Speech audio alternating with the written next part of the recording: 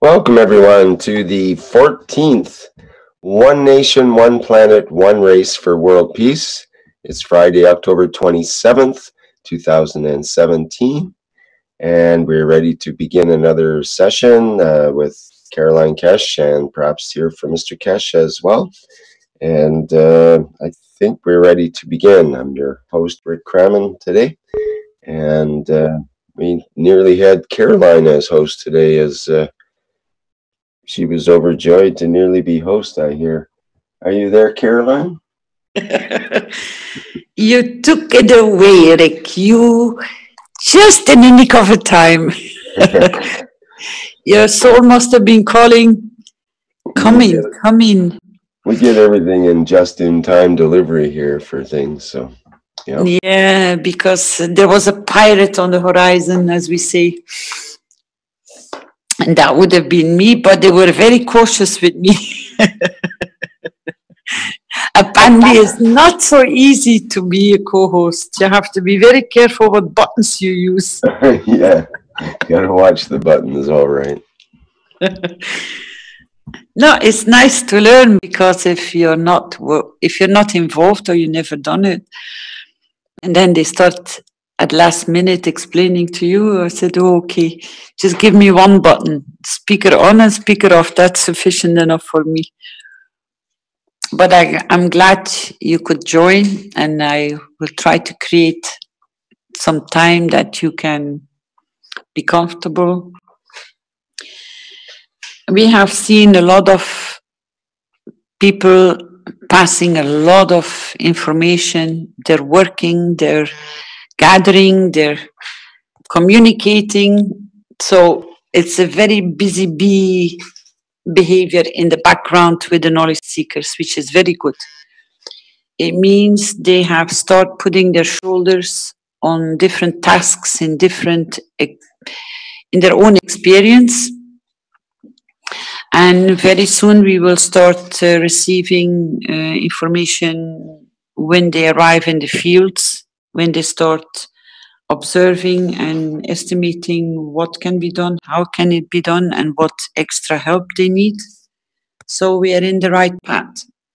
I also noticed that a lot of people start using the new teachings and explanations of Mr. Kesh to work through the soul. And it is amazing how fast and how much knowledge is getting understood and be applied. Nobody is waiting or hesitating. And they straightway put the questions on the table to go into more depth if they haven't understood something. So I would like the knowledge seekers to come forward to ask questions if and what they have not understood that can be more explained on soul level to work to reach so many more souls which are at this moment or going to go in the near future in stress situations that we can support them. Does anyone have any questions, please? And in the meantime, we can wait till morning. Council members can come in and knowledge seekers, because I've been posting it out as like a last minute call. We start a public teaching, so people will start rolling in slowly. Does anyone have specific questions about the last teachings, about how to operate through the soul?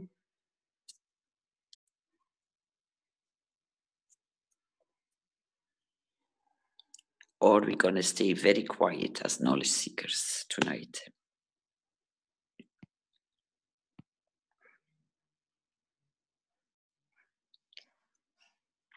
If it stays quiet, then maybe I will open the door.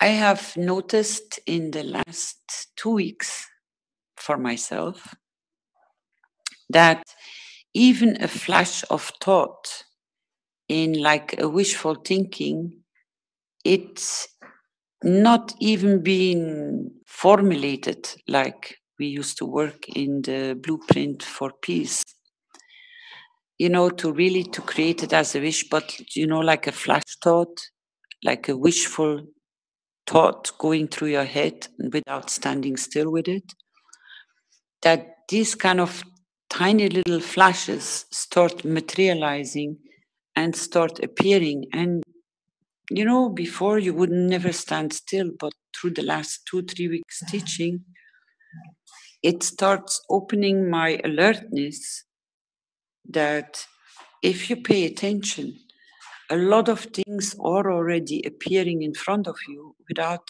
going through the effort of analyzing the wish, constructing the wish. But when you're working with the right intent, there are so many tiny little wishes which are already appearing for you out of nowhere. And they are very simple. You know, you want to move something and you remember you had a good crew to move that. And it just flashes through your head, you know, I would wish to have that team to work with. And then suddenly out of nowhere, they just pop up and they're there. They have the time, they're free, and they can do the job for what you wished for it to be done. So the wishes are appearing very fast. And it doesn't matter how small they are. And as I was explaining in my private teaching last Wednesday afternoon, there is no limit.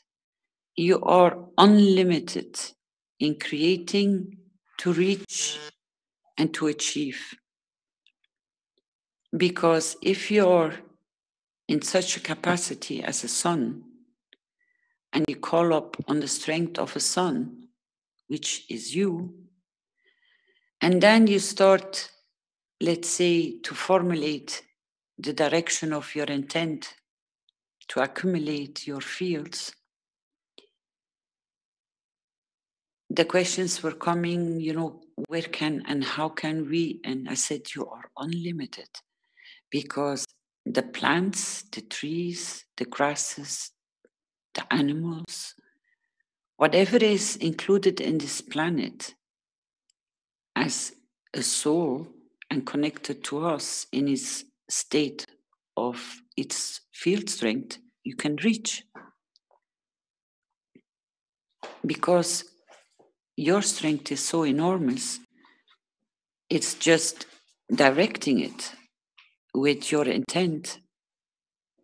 And instead of focusing on just one, why not including all who belongs to the one you want to direct your intent to? And you change the fields. Because if it's working through little ones and little wishes, as we have seen it coming forward from the person who was wishing for Australia, and then Paul from Togo, your wishes are unlimited. Your source is unlimited. And on top of that, the more you create, the more you receive, so you can even expand on that level. So you can include whatever is dear to you, but go into a bigger field working through your strength of understanding to reach whatever, wherever you want, or wherever your desire is going to. It's just your direction of your energy flow, and it reaches. You might not see immediate change, but give it some time, you will start hearing the first whispers and the first noticeable little things of information coming to you that it has started the path of changing. It might take a few days, it might take a week, but usually within 2 weeks, 14 days, you already start sensing there is something changed. And this wave has gone through the foundation, and you can feel it. The level of understanding has changed among the knowledge seekers. A lot of you are changing direction of path, because now you know that you go and can go beyond the matter state. So I would like the knowledge seekers maybe to come and share, or the council members, in how far and where maybe they haven't understood, or maybe they are already applying it and seeing the first signs of it. Does anyone want to come and share something with us?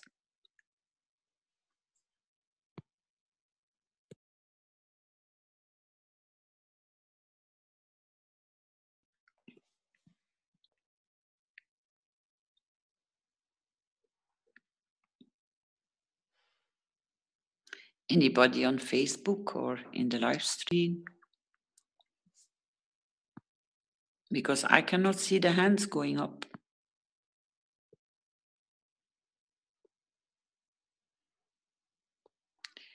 And we have a lot of people present. Any one of you have a personal experience? Or yes, in how far? And where maybe they haven't understood, or maybe they are already applying it and seeing the first signs of it. We have a hand Does up, anyone Caroline. want to come and share something with us? Many people may be just too shy and they don't want to brag. We have a hand up from Chaoao. Hi, Rick. Hi, Caroline. This is Chaoao from Universal Council. Anybody on Facebook or in the live stream? Can you hear us, Caroline? Hello? Yes, I do, but I get a feedback of myself what I just said 2 minutes ago. Oh, maybe you have to turn off the live stream or something there. I haven't switched anything on, darling. Okay. Oh, can you help me? This is Chaoao. Can you hear Yes. Caroline? Yes, I can hear you. Okay. You can hear me? Yes. I have something to share from my own experience, and maybe I can share the screen.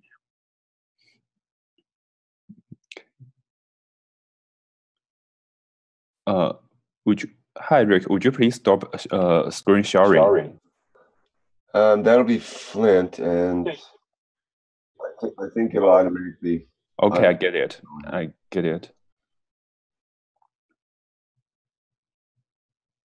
I have a story that I need to say something about background. I had a car accident 5 months ago and was injured, and my girlfriend was also injured in that accident. And it's a very hard time for me to pass through.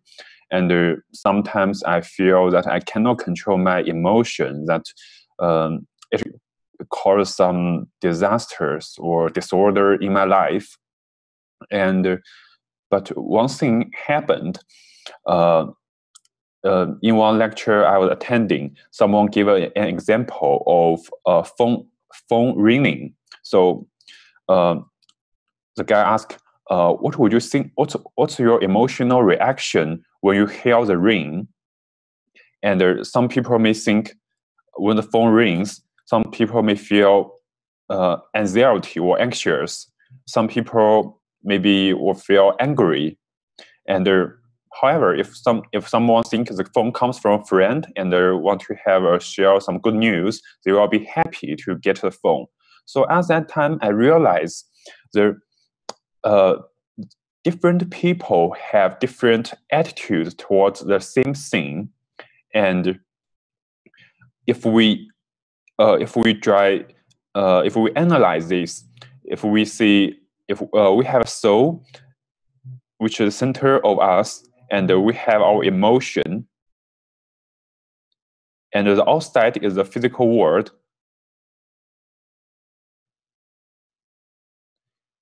And at that time, I realized actually our emotional reactions is not be attached to the physical things that happened in our life, but it comes from our own experience and past emotional reactions.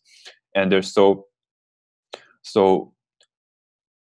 just found out if the emotional reaction does not depend on the thing itself, but on us, so it means it does not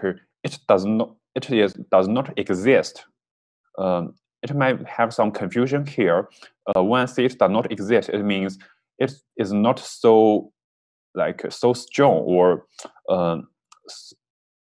so it just gives you a feeling of it's nothing, but it exists because you believe in it.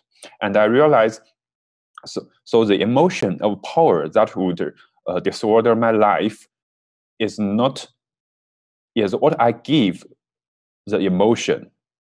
Actually, we can put it in this way: the power of emotion comes from that we believe in it. For example, if I feel angry because I believe I should be angry in this situation because some people say some bad words to me, I should do that. You give the power to the emotion, and that would cause some disaster or following bad reactions in our life. And if we does not focus, we do not give the power to emotion, we are not so attached to the initial emotional reactions, we can have the control of it, or maybe we can be the friend with the emotion. So once I realize that the power of emotion comes from ourselves, but not from the physical world, I can have a better position that I can observe it and try to analyze it. What's my current emotional status, and what's my initial reaction to it? And if I do that, would it bring good results or very bad results? So I can stand on a few seconds to calm down and realize it. Otherwise, I would be so straight to work on the emotion itself. So it made it so I just show the screen that we can get access to soul if we look backward into ourselves and try to be objective or believe or have some belief on ourselves that we are not so attached to the emotion that would control our behavior. And so I think the main point I want to say here is to look back into ourselves, and it's one way that we can practice. Once we practice more, we can be the master of it and maybe do it better. And another thing I would share is what my girlfriend taught to me.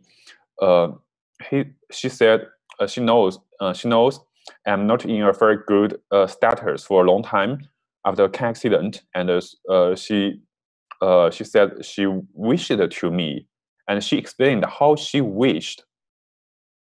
She said she tried to be grateful for the things and the people around her, and gradually they will be into a status that she cannot control herself, but have to cry. You have tears coming out, and this is not comes from fear, but comes from gratefulness and very positive attitudes towards the environment around her. And so at that time, the people she feel that she becomes a oneness with all the things or stuff, and everything is one, and she can, like, at that time she can do her best to make the wish, and I think it's very like very nice to do so, and in different religions we can know that in Muslim people usually have to need to pray 5 times one day, and to do the same thing, and also for Christian and Buddhism, and so this is another way we can practice to reach our souls. It's just calm down and to enhance our sense of our feelings. We can distinguish these two different ways. The first way I mentioned here is in my view, is trying to use logical thinking, or a little bit of logic to analyze and stand in object point of view to look at the things, and to understand the nature of the emotion self, and so can reach deeper into the soul. And the second way, maybe in my view, is to feel, to have a very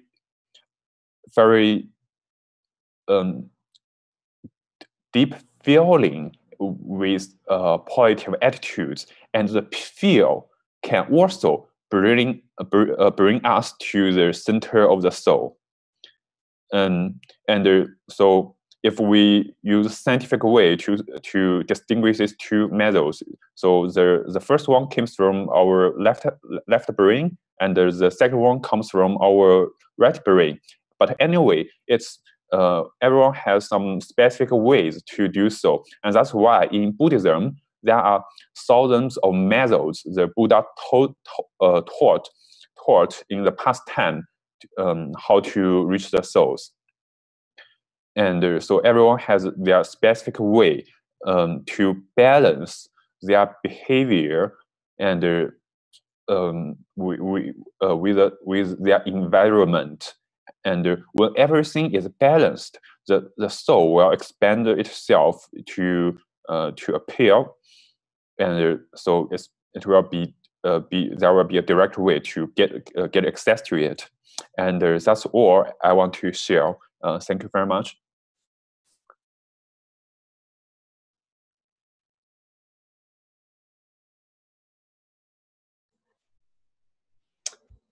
Thank you very much.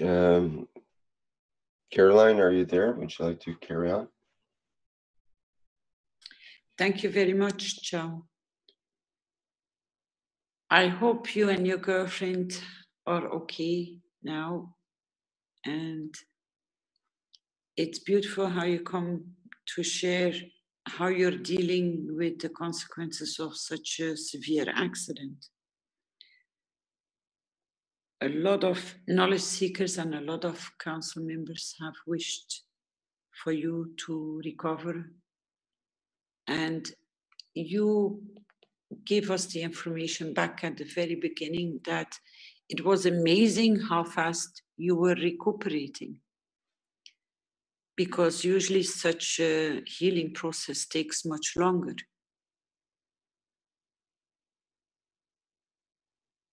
Yes, it was very amazing at the beginning. So when the car accident happened,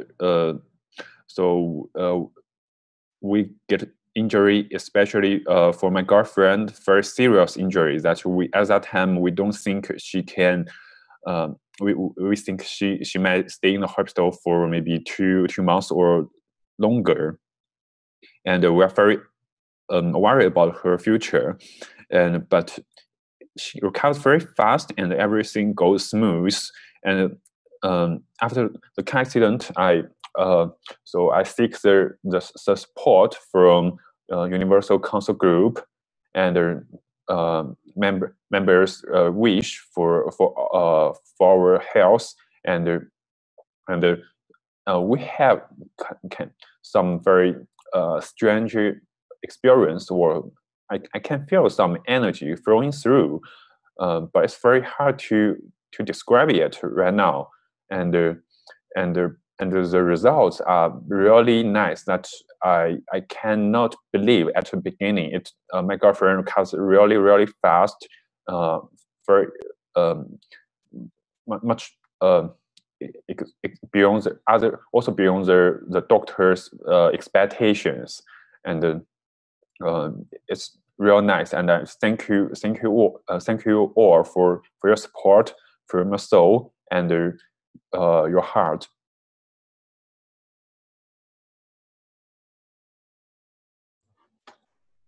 I am present for you, Chaoao.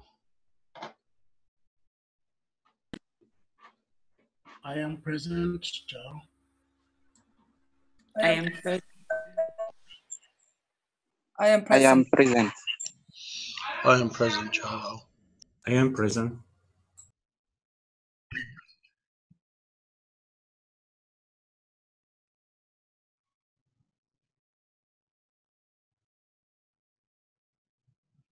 I am present.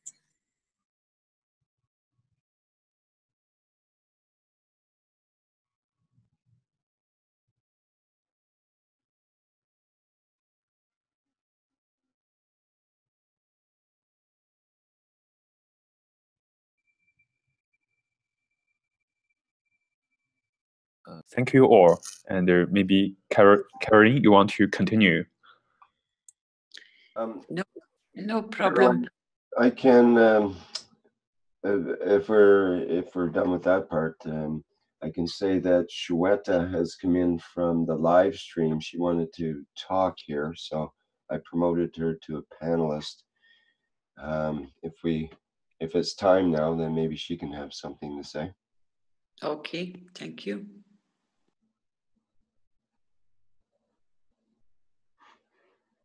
I'll unmute you, Shweta, and you can talk. Hello? Is your microphone working? Hello, Shweta? I'm not hearing you, so maybe your microphone settings aren't correct in the Zoom. There's a little arrow beside the mute button, and you might have to check your audio settings to select the correct microphone. Okay, you can maybe fiddle with that in the background, and we'll get back to you if you can't speak right now. Hello. Hi, Paul. Hi, Rick. Hi.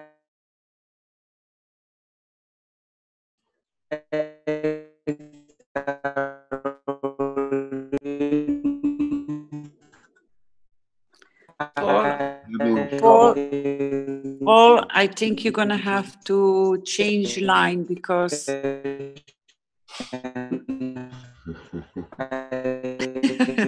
like he's still on the first word. we can't hear you, Paul. I think you better, if possible, change line because I don't have the computer system with me to support you through the telephone system. You can hear us, Paul?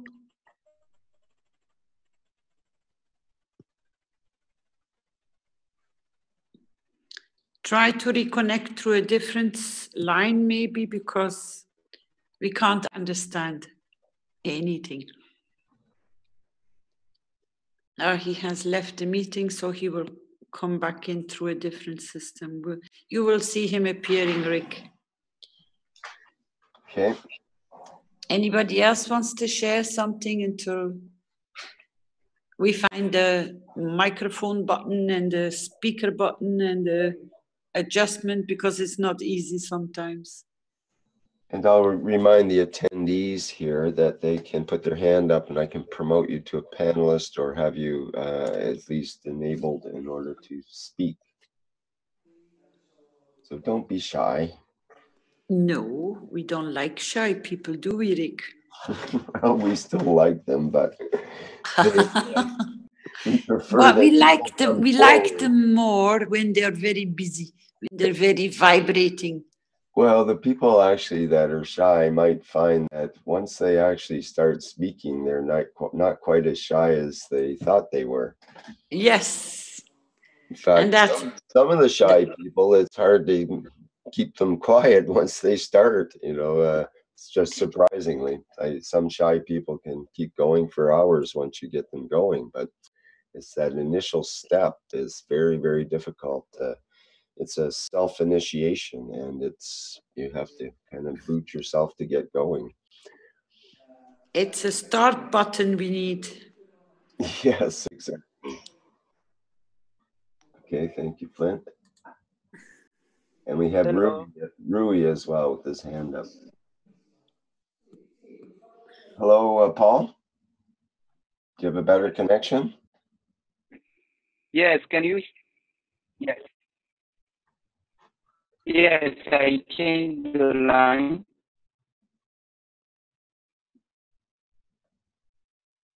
Okay, well, go ahead if you can. Can you hear me now? Yes, we hear you right Okay, now. thank you. Go ahead. Oh, thank you, Rick. Hi, Rick. Hi, Caroline. Hi, Ms. Akesh. Hi, everyone.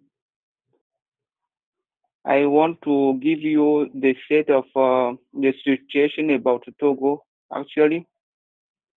First of all, I want to thank everyone for giving the energy, everyone for connecting himself to the universal field to be able to give at this nation peace and stability for moments.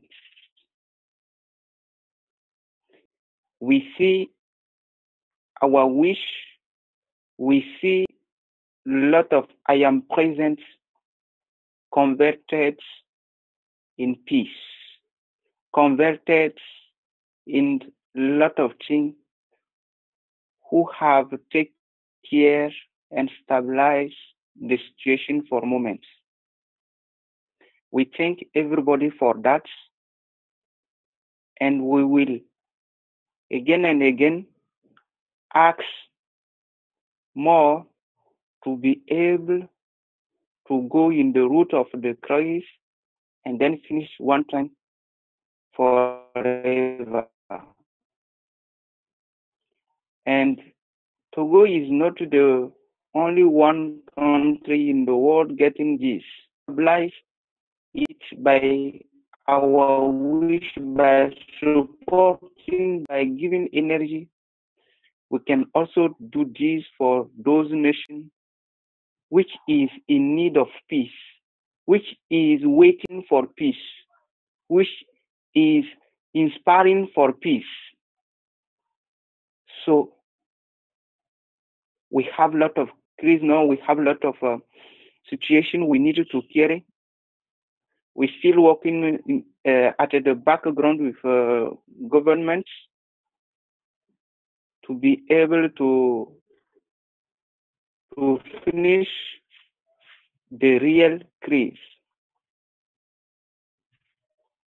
Now the peace is there, we go back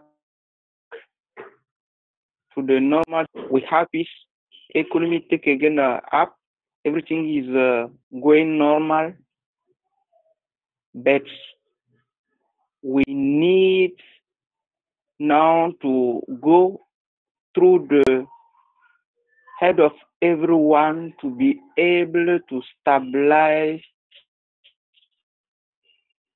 everyone emotionally, psychologically, and physically. Our wish and our supporting is already due to go to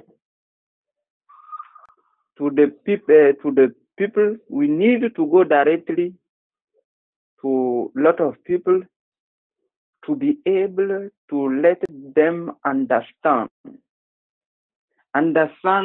what is peace, understand what is those person for our nation as a resource which is there to be able to construct the nation. So we should not destroy any resource because money is a resource, and we need to use this resource to be able to construct the nation. We need to put together all resource to be able to construct the nation.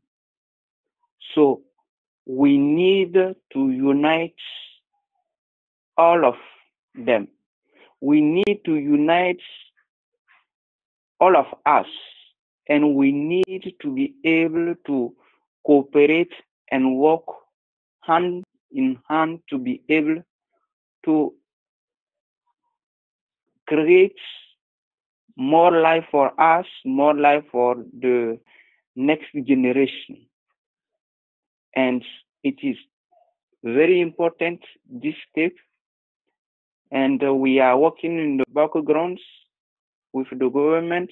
After, we will go through the conference for peace to make people understand the meaning of life, the meaning of cooperation, the meaning of getting those persons around us. Those persons, everyone needs to understand that those persons is not enemy, but as a resource we can also use to grow our life. And no one can be able to live alone in this planet. That's why this initiation of one planet, one race, one nation have to be taken very carefully, have to be present any moment in our heart, because by this we can go back to the origin. We can go back to our origin. So we need your support again. And we see a lot of miracles here. And I am going also to give one testimonial. During the Blueprint Peace, Mr. Kesh have given a lot of tool for peace. And I remember this day, Mr. Kesh was talking and get some call background and then asking a lot of questions. And after he said, if next week we are not going through the peace, I will enforce peace. From there, he give a lot of tools. And I have beautiful testimonial for one of the tools we have used. We have put deterium and tritium in different balls. And we have a lot of reactor. We let it on, running and spinning field. And our wish is to bring peace for our nation. We go through certain mountain in certain area of our country. You know, if you see in the mountain, there is what you call in French pants, where the air is going from higher to the lower. So the town is in the downside. We just put different reactor, not with the motor, but we make combination in the ball and put it in different tree. And we know that when the air pressure come, it took the field from the ball and then spray in all population living in this town. And we have seen how it works, how it brings peace for different areas. We have seen how these people cannot be manipulated to go in the road or burn. And myself, during this peace, even media cannot go through the people who was burning and killing and doing what they have done. But I carry on me three balls, two for deuterium and then one for tritium. And I make connection between the ball, connection at the field level. And I could see. I walked through the people who was burning without be touched. I go through them and discuss with them without be touched. I walk around the army who was there to fight against these people who was burning, who was there to protect, and I cannot be touched. I go in any place because it was not possible to get a real information from media, because media cannot go through media cannot go through where the real crise was there. But I have worked with one or two persons from the staff of our foundation, and we see how it is very amazing. And mistakers say, if you carry deuterium and tritium, any gain cannot be worked. And we have seen this, and this is a beautiful testimonial for those who want to involve themselves in the resolution of crisis. You need to protect yourself, and this tool is one of the most beautiful for you to be protected and for you to protect your environment, for you to be united with the field of the universe. And I have understood it when I cross where no one can pass. There was one place named Eben. This place, it was not possible to cross. It was not possible to go in the roads. And people have gained. People was burning, killing. But we have walked through them. And we stop and discuss with them without the shoot on us. And this is the most beautiful testimonial and experience we have gained through this tool of peace. Combination of deuterium and tritium stabilize all.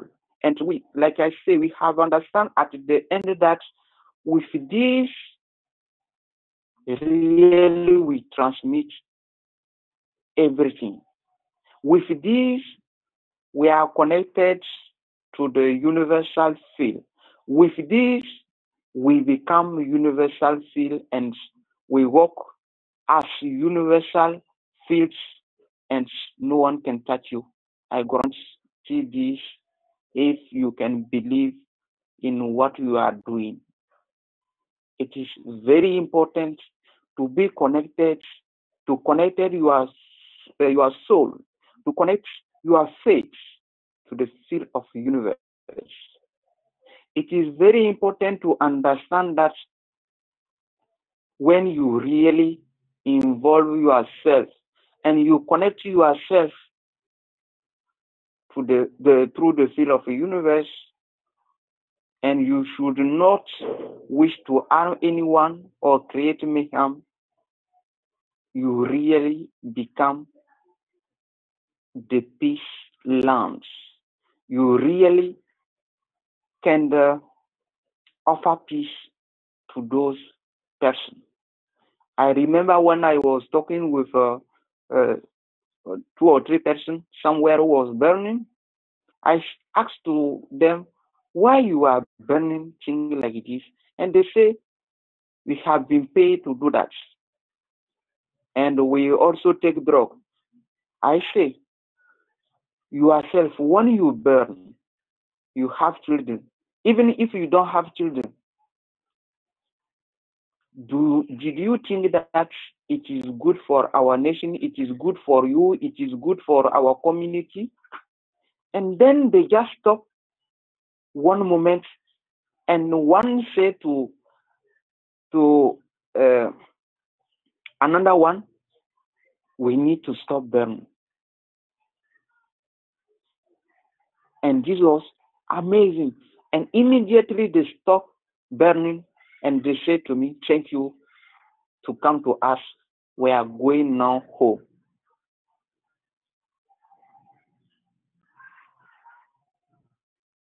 By protecting yourself, by covering yourself with a universal seal, with the seal of your soul, nothing can touch you if really you stand for peace.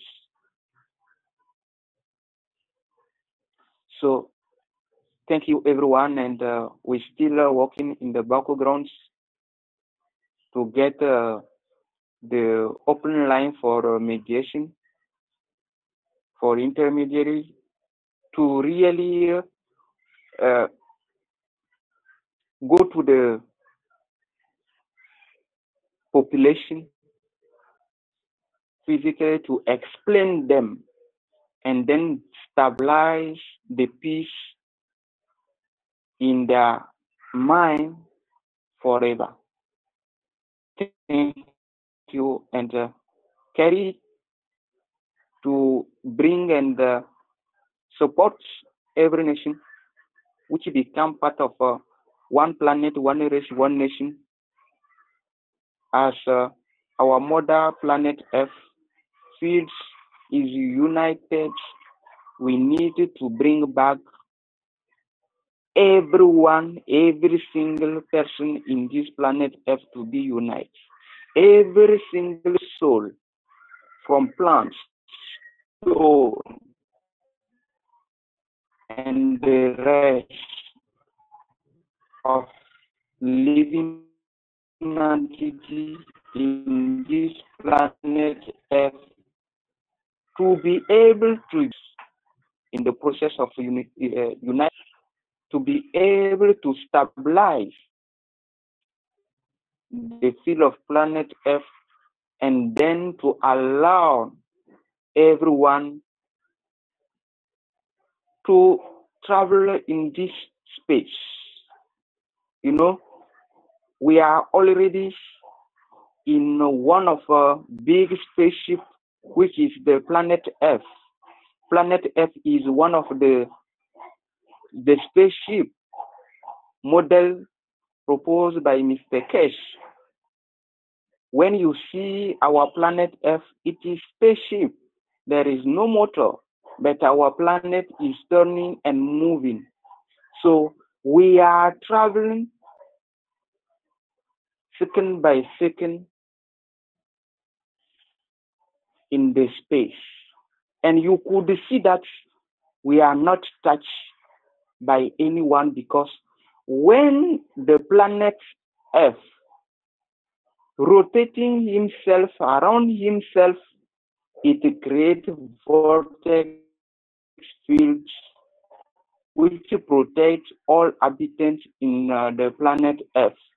We are protected by the rotation of the field from planet Earth, and we travel since the world was in the universe without being aware, without know.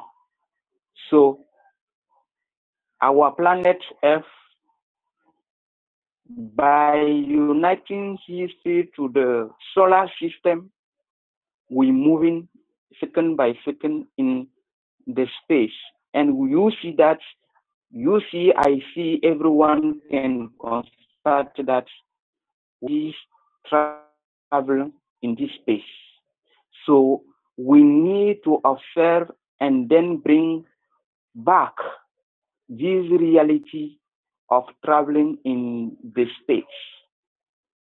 We are every second traveling in the space through the planet Earth, through our soul connected to the field of planet Earth, and then by the solar system. So please, real peace in the space. And the space is unlimited. Unlimited, that is why we travel without being touched. That is why we travel without being aware. We need now to learn from these planets. We need now to learn from these travel. We need now to learn from the rotation of planet Earth, spending the need to come back at this point to be able to generate the field around us and give peace to everyone, to every soul, to every entity in this planet Earth. And my wish is understanding for every living entity in this planet Earth. To this level of understanding, we should not go in this space without stone, without tree, without those entities, without insects, without animals, because all of them is the son and the daughter being born by planet Earth. And then we need to unite the field of our soul to this planet Earth. We need to understand that we are already on big spaceship and then try to join this spaceship really in our soul, in our mind. My wish is my command. Thank you for everyone. Thank you for listening. Thank you for supporting. Thank you by putting in the accounts of every nation need for peace your soul, and your soul is the field gas we need to stabilize the peace, to bring the peace, to bring what we need together. To thank you and see you.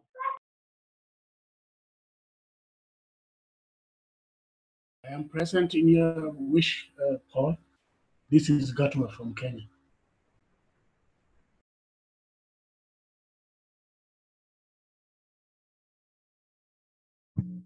I'm present, Paul. It's Rui from Portugal. Je suis présent. I am present. I am present, Paul from Ursula. I am present.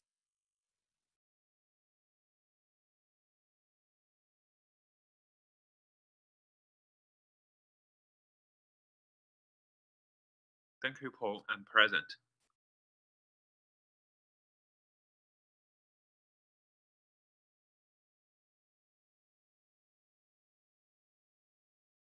Well said, Paul. I am present.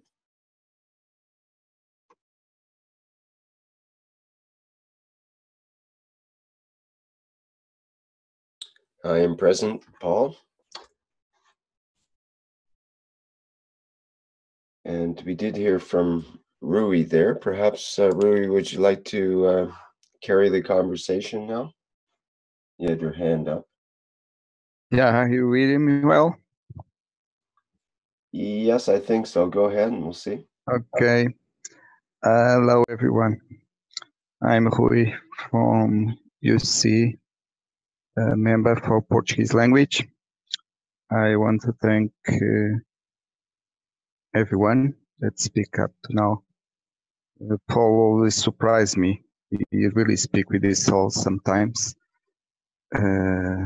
It's nice. And thank you, Chaoao. I come in because your speech about emotions and thoughts and feelings. I think I can say something about it from my experience. I deal with a lot of people every day in my work, and I deal with emotions and thoughts, and I'm a flight attendant, so there is a to fly, and the times I deal with that. And one thing that I say, the first thing, I try to give the knowledge to the person. It's that it's emotion. If you let it go with emotion, you can't control. So you have to understand the emotion. Before the emotion comes a thought of fear. And it's just a thought, it's not you.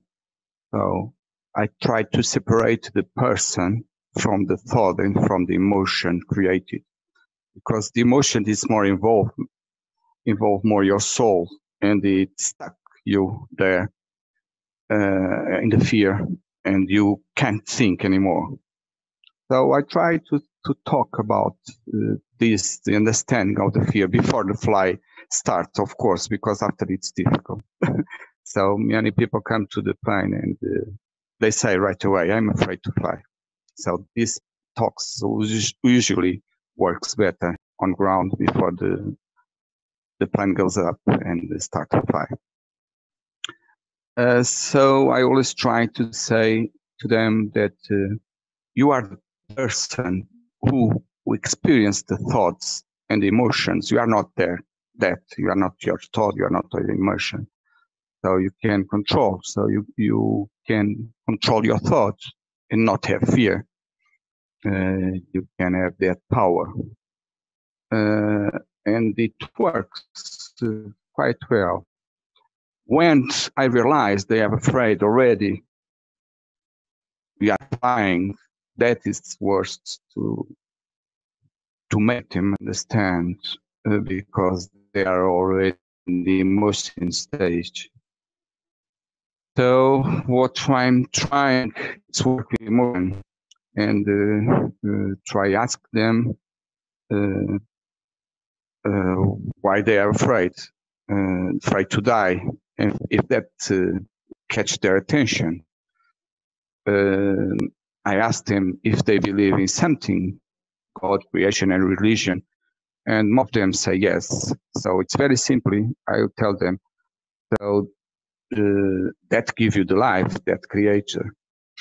It didn't choose when it would be. So you don't choose when you're gonna die. So forget about it and let this in the hands of the creation. So liberate yourself from that, and sometimes works very nice.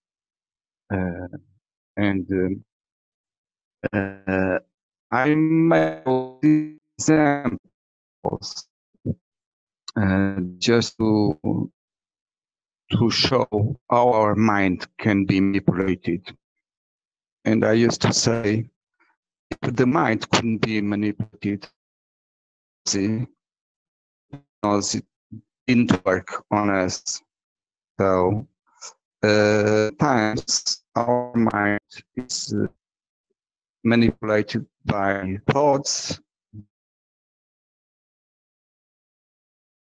and by culture, hereditary culture and behavior, your society, your beliefs. So for you, sure, really, your soul, everyone, I think, needs to liberate it from this stuff, our hereditary, culture, and everything, and our preconcepts of the walls, the emotion, the fears, and everything. This is what gets us stuck and make us to be able to be manipulated, whatever, through the fear. So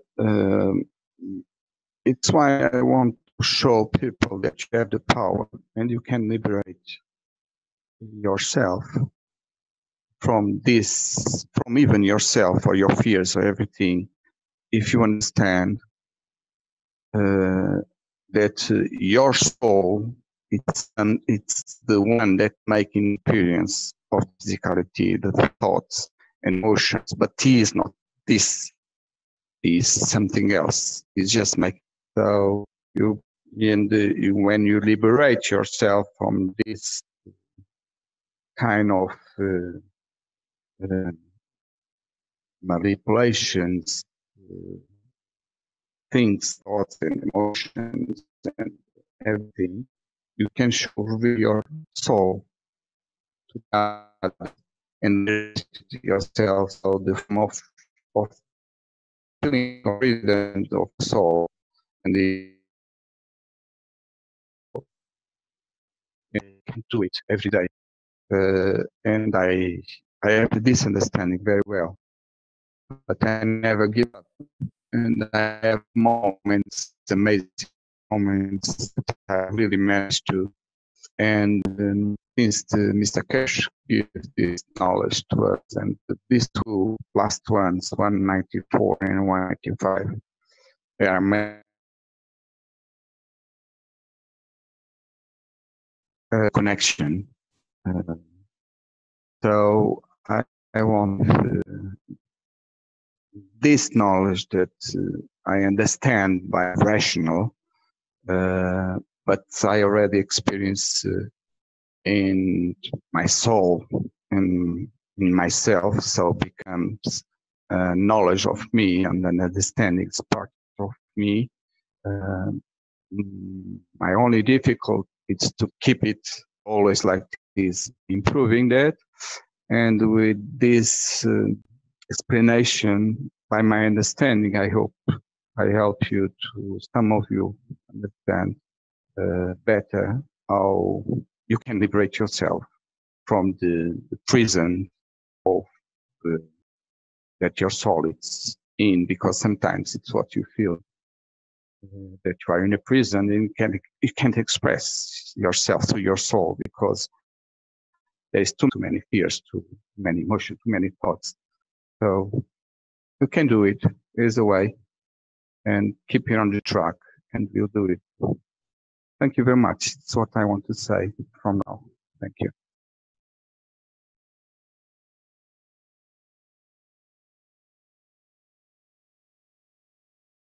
Thank you, Rory.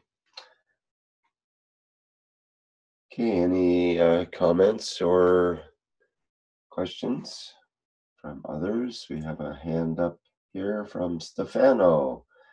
Let's Stefano speak. And hello, Stefano.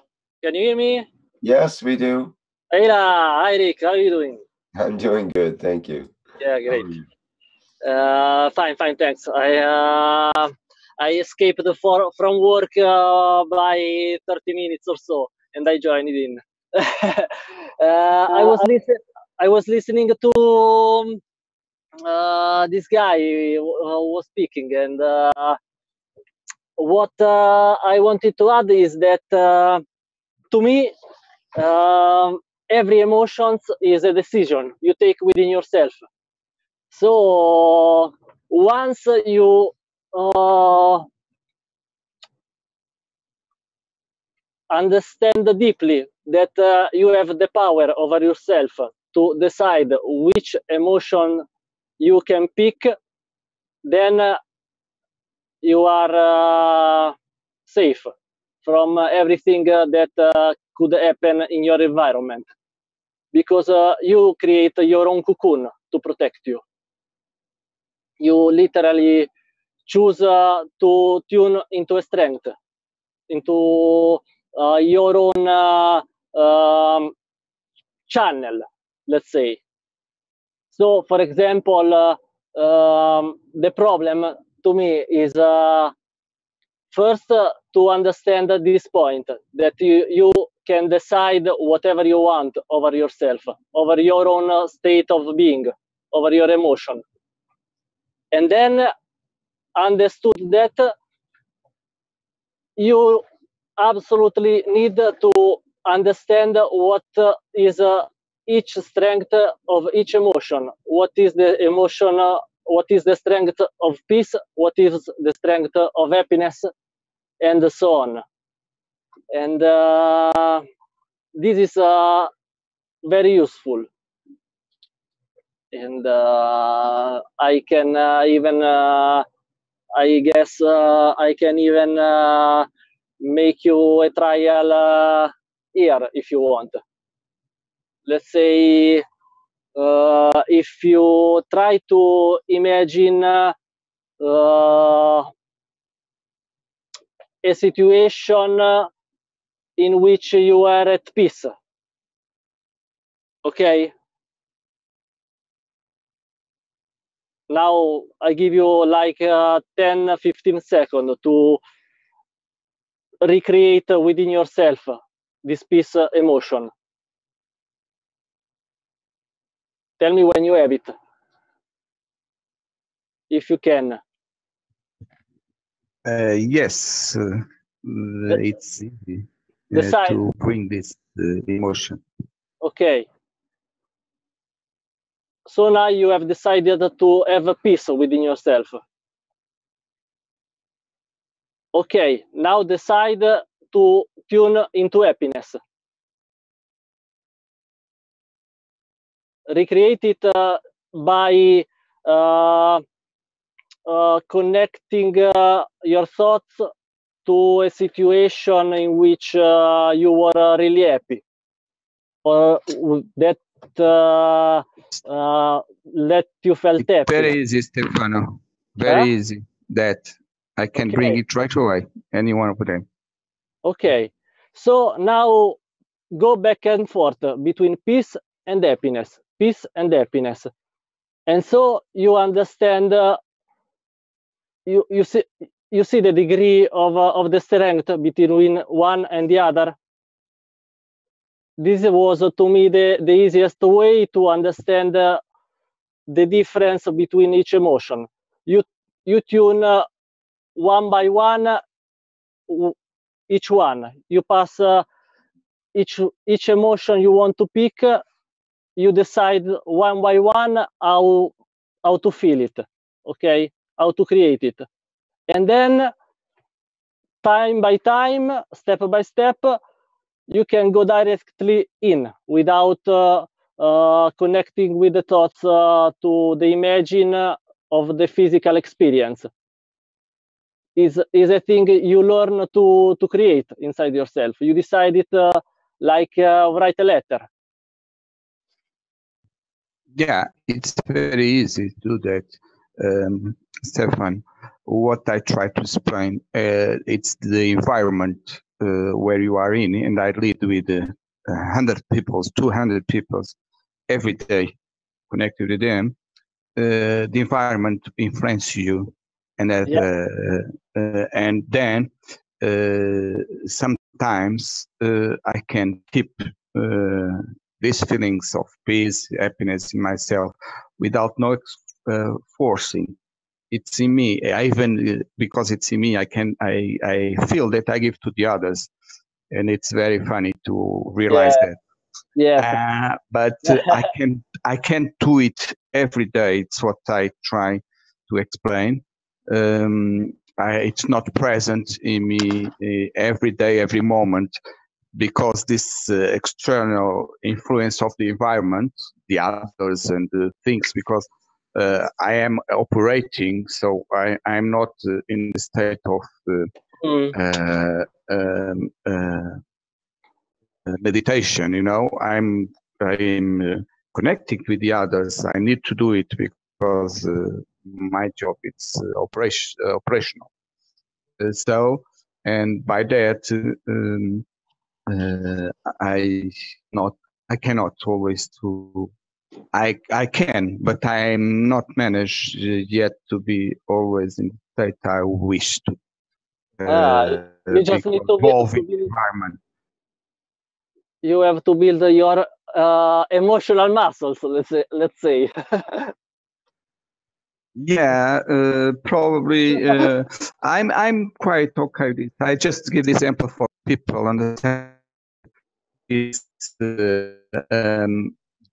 go up and downs. It's normal until you get it. And what I try to say, it's the downs are less than because I keep more time in the ups, because the understanding of the knowledge helped me a lot.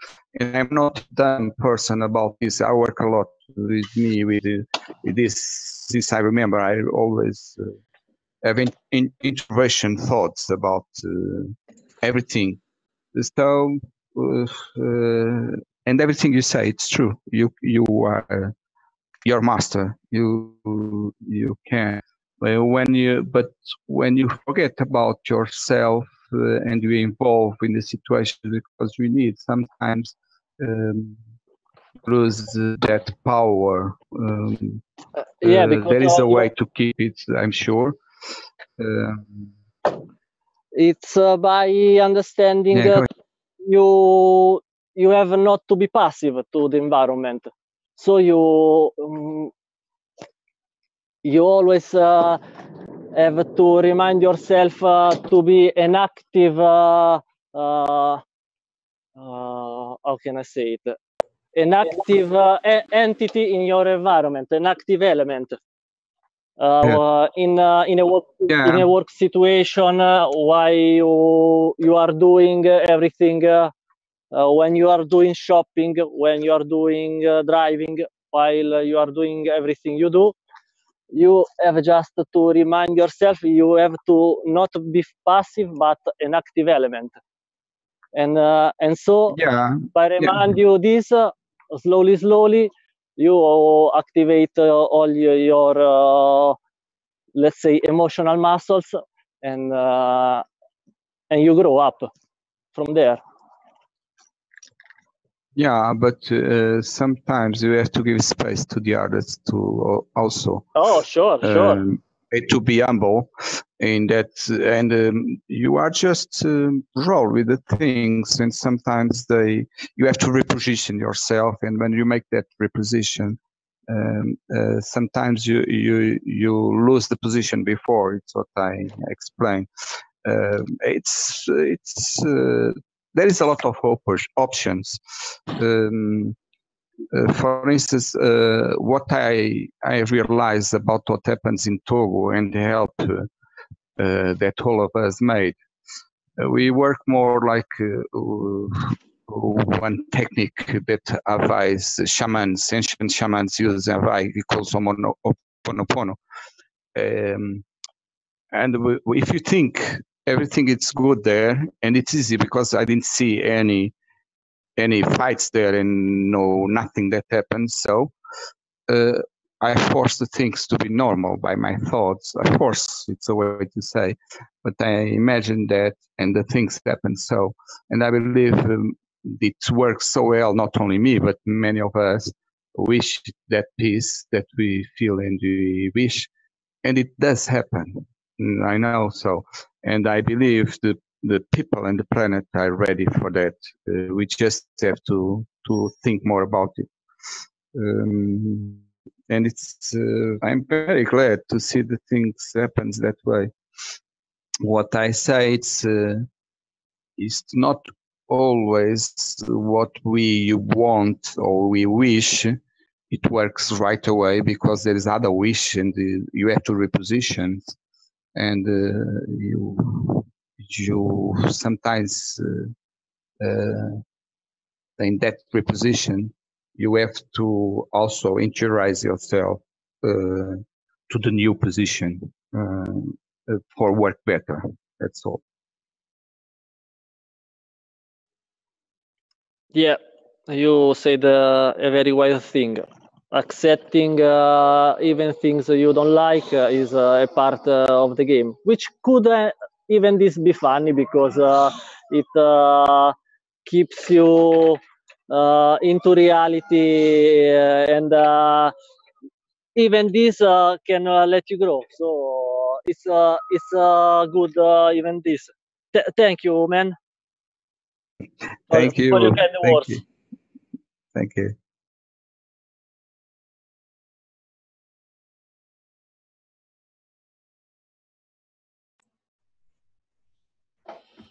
Okay, that's very interesting. Thanks for that contribution, Stefano. That helps clarify for people, I think. It's an important idea, this idea of voluntarily creating an emotion as opposed to being subject to our emotions according to our environment. Does anybody else have something they'd like to say about that? Or something else they'd like to say? Gatwa, see your microphone's open. Would you like to go ahead? Yes, I was going to say hi, Rick, and hi, everyone. Thank you very much, Caroline, for your teachings, and Mr. Kesh. We have learned a lot. And one of the things that I would like to share is that what I've been doing is looking back also, as I also look forward. So when I test my, fields, I also look back and try to understand some of the mysteries of life, things that I considered mysterious. I mean, the things in life you wonder, how did that happen? And now I start to get very clear. Things are getting clear to me, what may have happened, what definitely happened. The fields that we created long ago for our wishes, which we did not realize at that time. But now, for those wishes that have been fulfilled, now we can understand them better. So this may be a good way of looking back in order to move forward. So if you understand the past, you can also be good at creating your future. Also, I've looked at traditional things that happened, and like rain making, how people would gather, a lot of them of particular ages with a lot of respect. They would offer sacrifice and call for rain in situations that had no likelihood. You wouldn't think rain would come, but it surely came every time they did that. And I wondered what happened. But now, of course, they created the conditions for rain, and using their fields, they, as creators, they created the rain that they wanted. So now it's easier to understand the past mysteries of life, so to speak. And once this is what I'm using in order to learn more and to be confident, because self-confidence is very important. I am also making, creating situations that I would like to happen, wishes that I would want to see happen. And, it's very difficult to say they happened because you wished at when you are not so self-confident. So I'm building that up by looking back and by looking forward at the same time. Thank you very much. That's all I had to share. Gatway, who is speaking. Can I say something about my understanding about feelings, special life feelings, plants that you work with? Sure. Okay, my understanding about as we know, the Creator gives life through unconditional love. It makes life happen, and all these energies or entities that make that life happens in the plant, special with your field, they work as a reactive to that love. So the life happens because they react to the love of the creation, and they work in that path, in that vibration, let's say. And so if you let them to work and give you love with your intent, the things happen.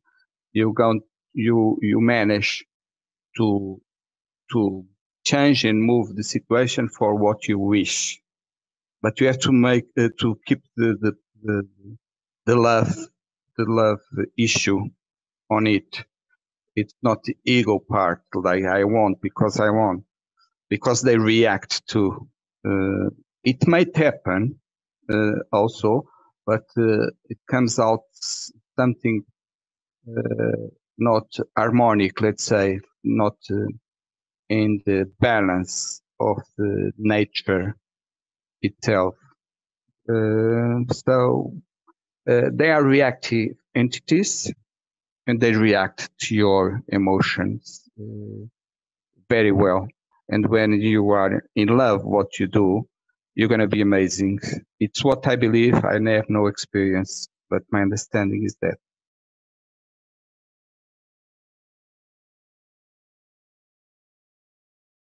Thank you very much, Rui.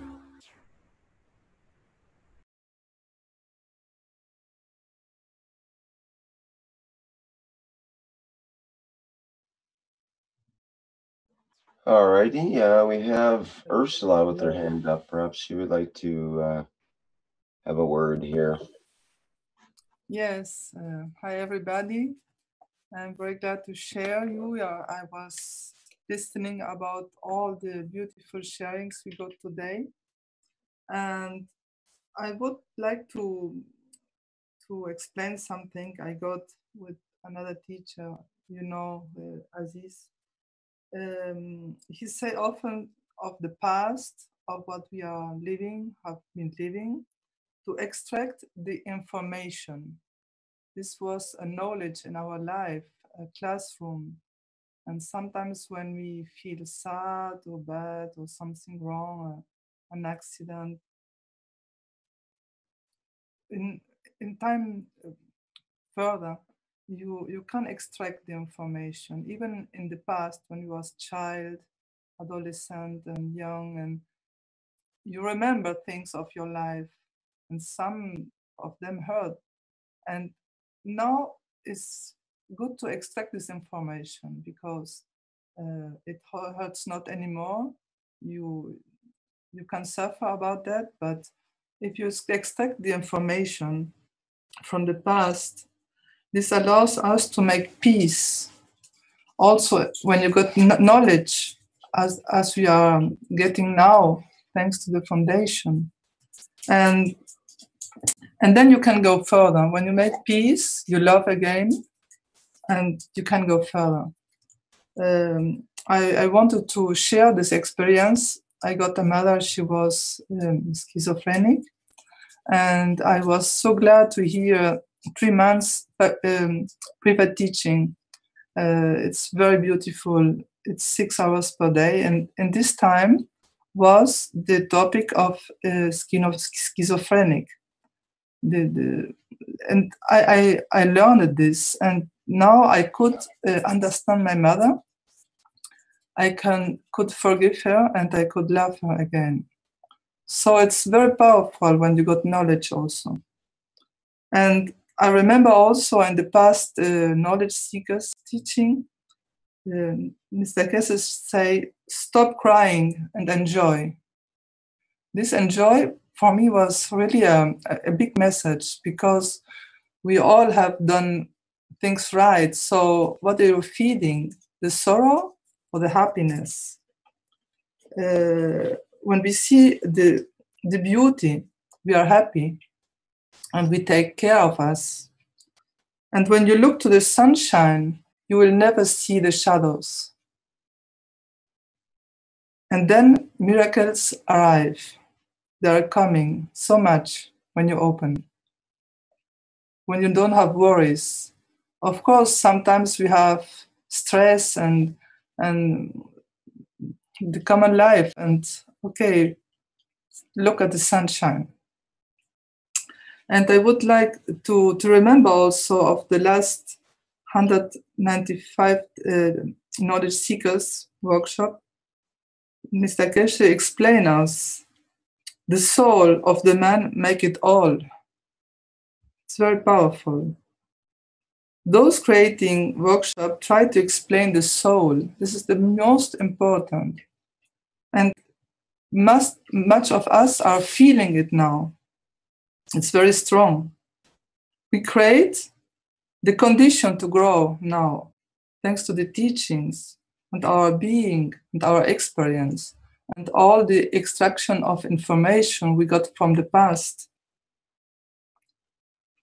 Our spaceship is first our ship of the soul of the man. You remember? It's very powerful. It's in the last part of this teaching. Try to understand the strength of your soul. Feel it. It's very easy. It's coming really easily now with our plasma, with our teaching, with our consciousness. And it's very powerful. And I am very grateful to have all this teaching. 2 years now. I started in October 2015, the first one, public one. And from there, I'm very, very happy to and feel better also, more in peace with myself. I'm finding my position, and I'm very, very happy. Even if we must trade actually so much conflicts in the world and suffering, but we must be strong first and go there, and very strong to help so much suffering in the world. Thank you for listening.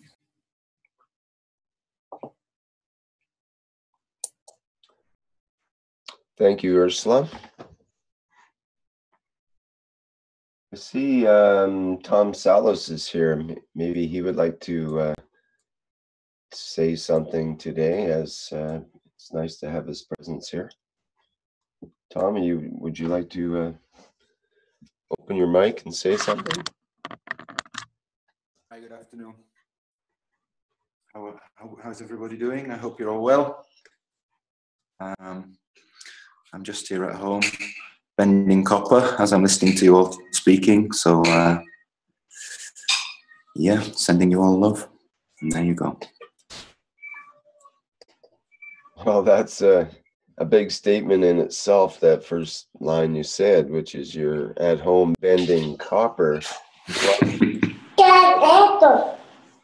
What was that? That's my little boy in the background. I wondered what he said. He's saying, "¿Qué es eso?" He's got his little taco in front of him. Oh. So yeah, I'm just here making plasma jewelry as I'm listening to you guys, and it's nice. It's putting a nice vibe on my works. Thanks.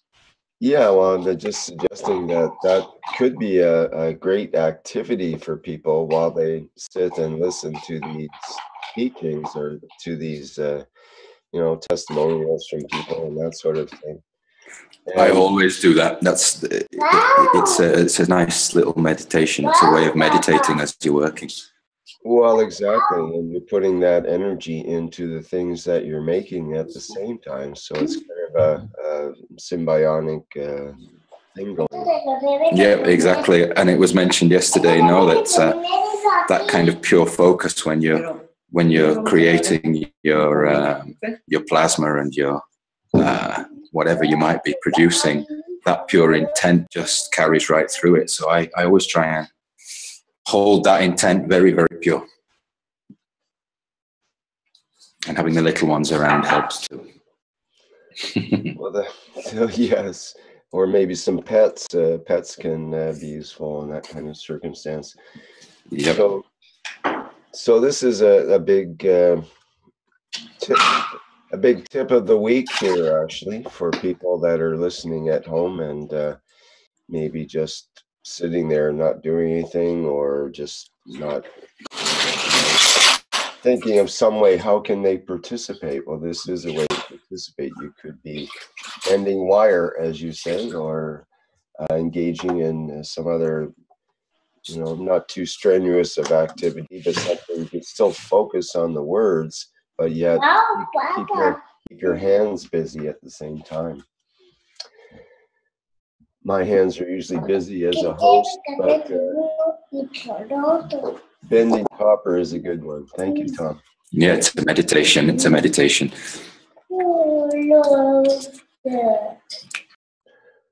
Okay, any other, first of all, is there any other updates about the situation that you're entering into in Dominica and so on? Is there anything else you'd like to tell us about that? Or shall we hold back on that for now? Well, I'm keeping a constant track on what's happening there, and it looks like communications are still going to be a big issue. I was reading this morning that you're more or less only able to buy, I don't know what you would call it, pay as you go kind of a thing with the internet. So you can pay to have a certain amount of megabytes on your device. But even that sounds like it's limited, and so I'm not 100% sure what the situation is going to be for reporting back, but yeah, I'll do my best. It doesn't sound great though. There's lots of people complaining, and the complaints have been that people are paying to put money on their phone, or relatives are paying to put money on their phone or their computer, and then there's no service available. So you're paying for it, and then there's nothing there. And then if by any chance you forget to click the off button once your time is up on the amount that you bought, you're charged for it. So you've got all these old dears who are trying to maneuver the technology to get in touch with their people wherever they might be, and they're getting taxed heavily.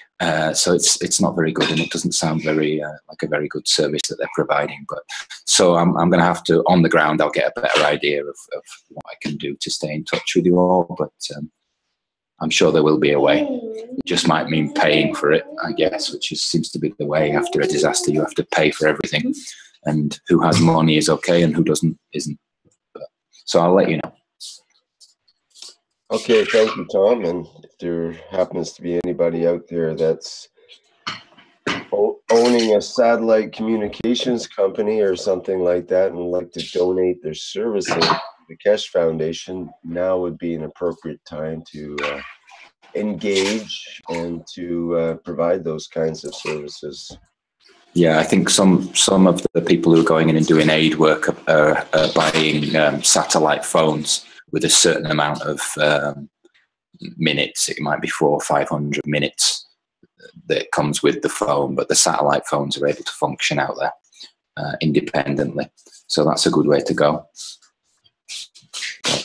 Probably I'll be on a more basic connection than that, I would imagine.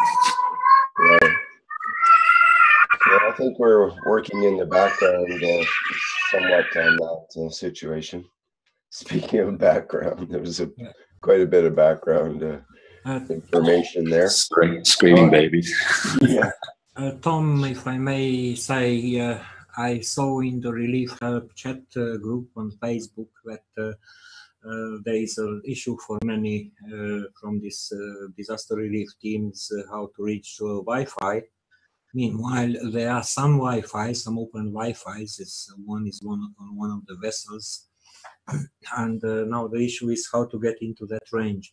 So that's why I posted in that chat group a link to a video created by a Russian team from Ukraine, Russian-speaking team from Ukraine, from the eastern part where they are troubled with cyber war since years. The group name is Chaoao. They have several channels. They have one also in English language with all the videos translated. And they posted their tutorial how they solved this issue to get connection to the internet through distances of 2-4 kilometers. And very good. That's a simple antenna which, if you have a piece of wire, if you have a means to solder some pieces of wire, it's very easy to put it together. There are also other tutorials. You can even use you can make a horn antenna from an empty box of Pringles or from a can. So there are possibilities for that. Great, thank you, Sander. Yeah, the people have been posting lots of great information and bits and pieces of ways and techniques to get through various situations. A lot of water purification, great info is going out there. A lot of, like you said, things like that for the communication. So thanks to everybody for posting that stuff. It's very, very helpful.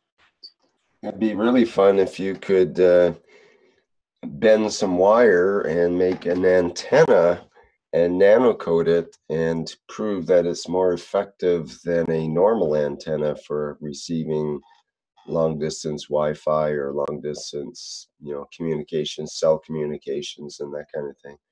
That would be quite fun. It must be, right? It must be. There's a project for experimenters out there in the Kesh world, a better antenna, because we do know that the nano-coated surfaces have special qualities for reception, and perhaps coding with certain ganses or certain configurations might work more effectively and end up being a great product for these kinds of situations. Just plug in your cell phone and receive much better communications. Possibly, I'm just putting that out as a possibility. And if anyone does any experiments, let me know. I'll be happy to try it out on the ground. Especially if it means bending up wire. Oh, yes.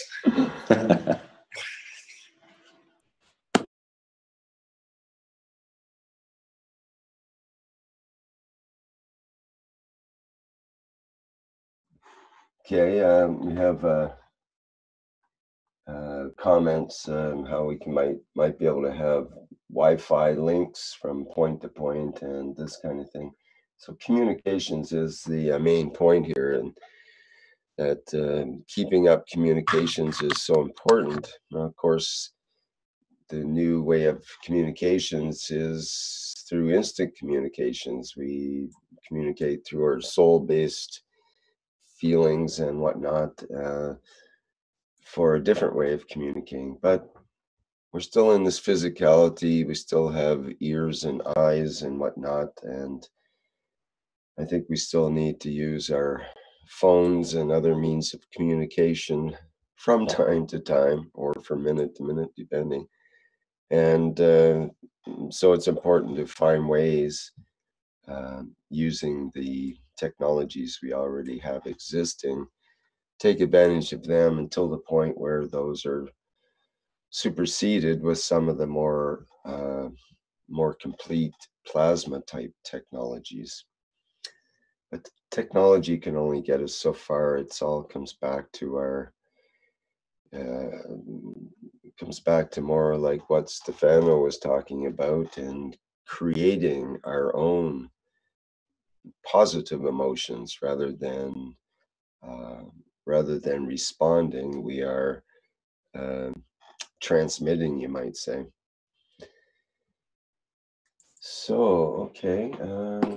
By the way, just to mention, I got a nice message yesterday when I was chatting with you guys on a couple of days ago.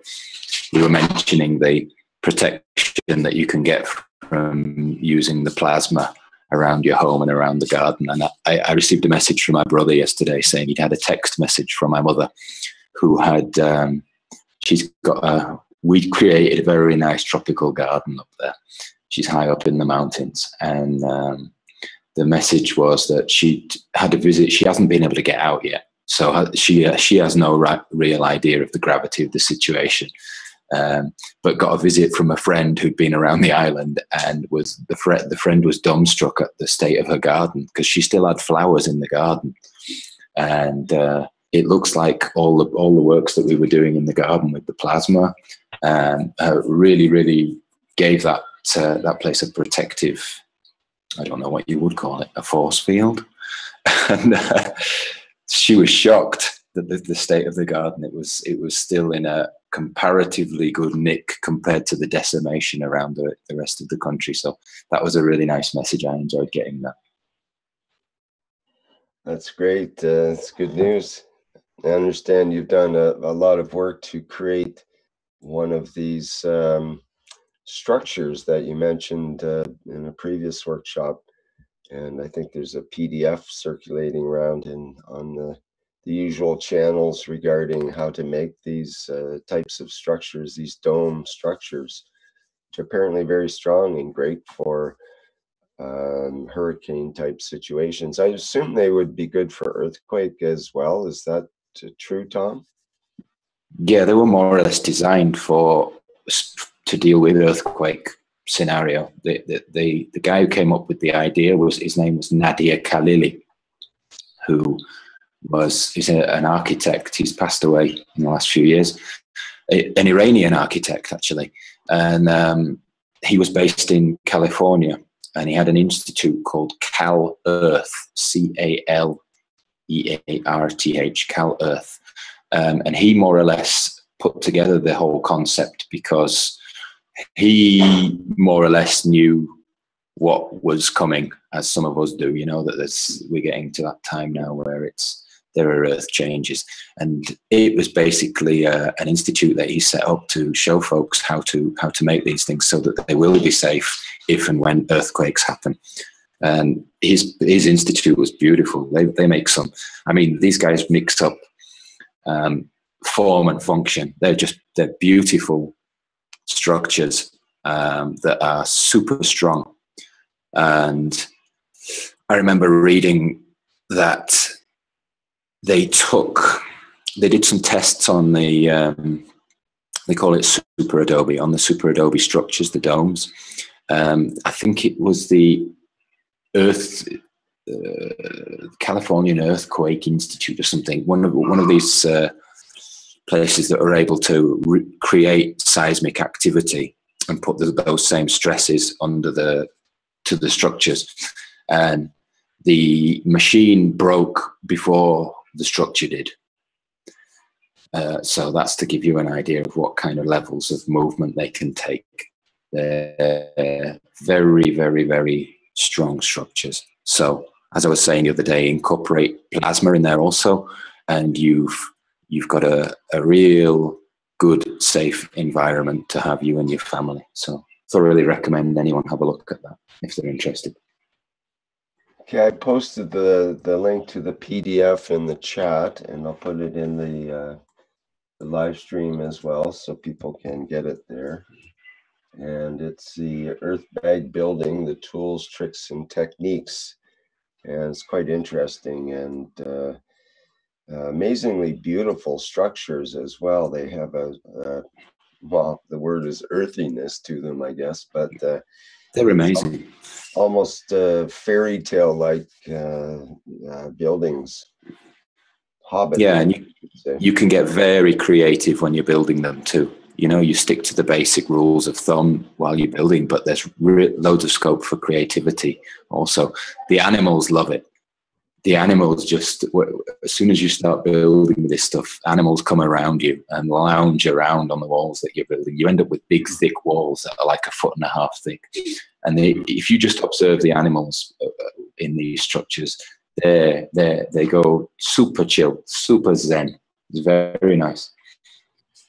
And you could understand how such a structure, where you're building with primarily sand or, you know, that kind of material, how easy it would be to mix in the GANS materials or, you know, at least GANS water as part of the mix for the mortar and that kind of thing that you use. So lots of opportunities there. It's totally primed, ready for working with, to blending it with the plasma work. It's really, really, really simple to apply plasma into these structures. And yeah, take a look. It's if anyone's into the idea of sustainability, also, that basically you're creating a home that's earth friendly and very, very perfectly insulated. They're thermic, so let's say if you're in a very hot climate, the walls soak up the heat of the day. So on the inside, you're nice and cool while the outside is red hot. And then as the sun goes down and you get the cold, your walls have retained that heat, and then you're sitting in a nice warm room when outside is freezing cold. So they're very thermic also. The ones that I built, I used a volcanic rock, a pumice, very lightweight pumice, with that very, very good insulative property as well. So you can play with all the natural materials that you've got at hand when you're doing this stuff.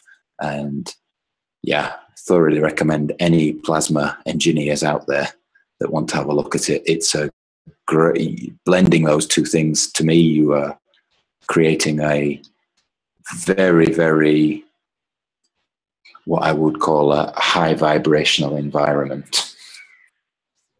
And once you get established in an area like Dominica or some other areas of the world that you might end up being, will you be educating crews like to do this kind of technology, to build these kind of places? Is that part of the work that you'll be doing in Dominica, is building buildings like this?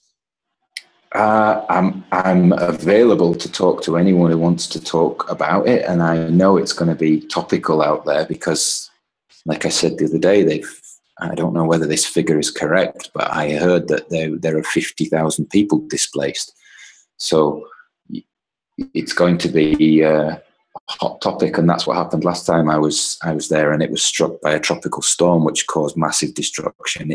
It became very relevant suddenly. There were a lot of people wanted to know about it, but in the end, everything boils down to money, and I didn't have the resources to be able to go around teaching for love as much as I want to. And when it comes down to doing these works in the communities, you need a little backup, you need some resources.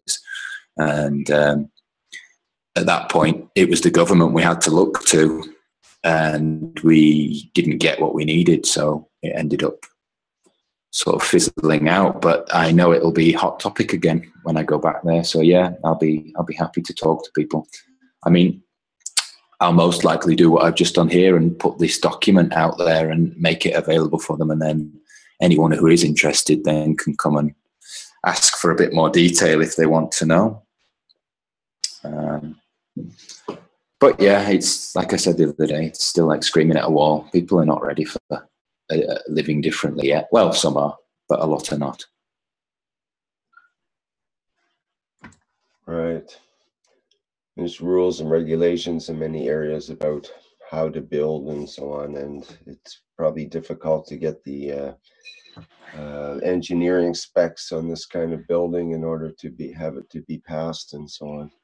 Yeah, I know it's been done in the States. There are a lot of these structures in the States, and I think according to which state you're in, they're more open to it, but there are ways to get around it too.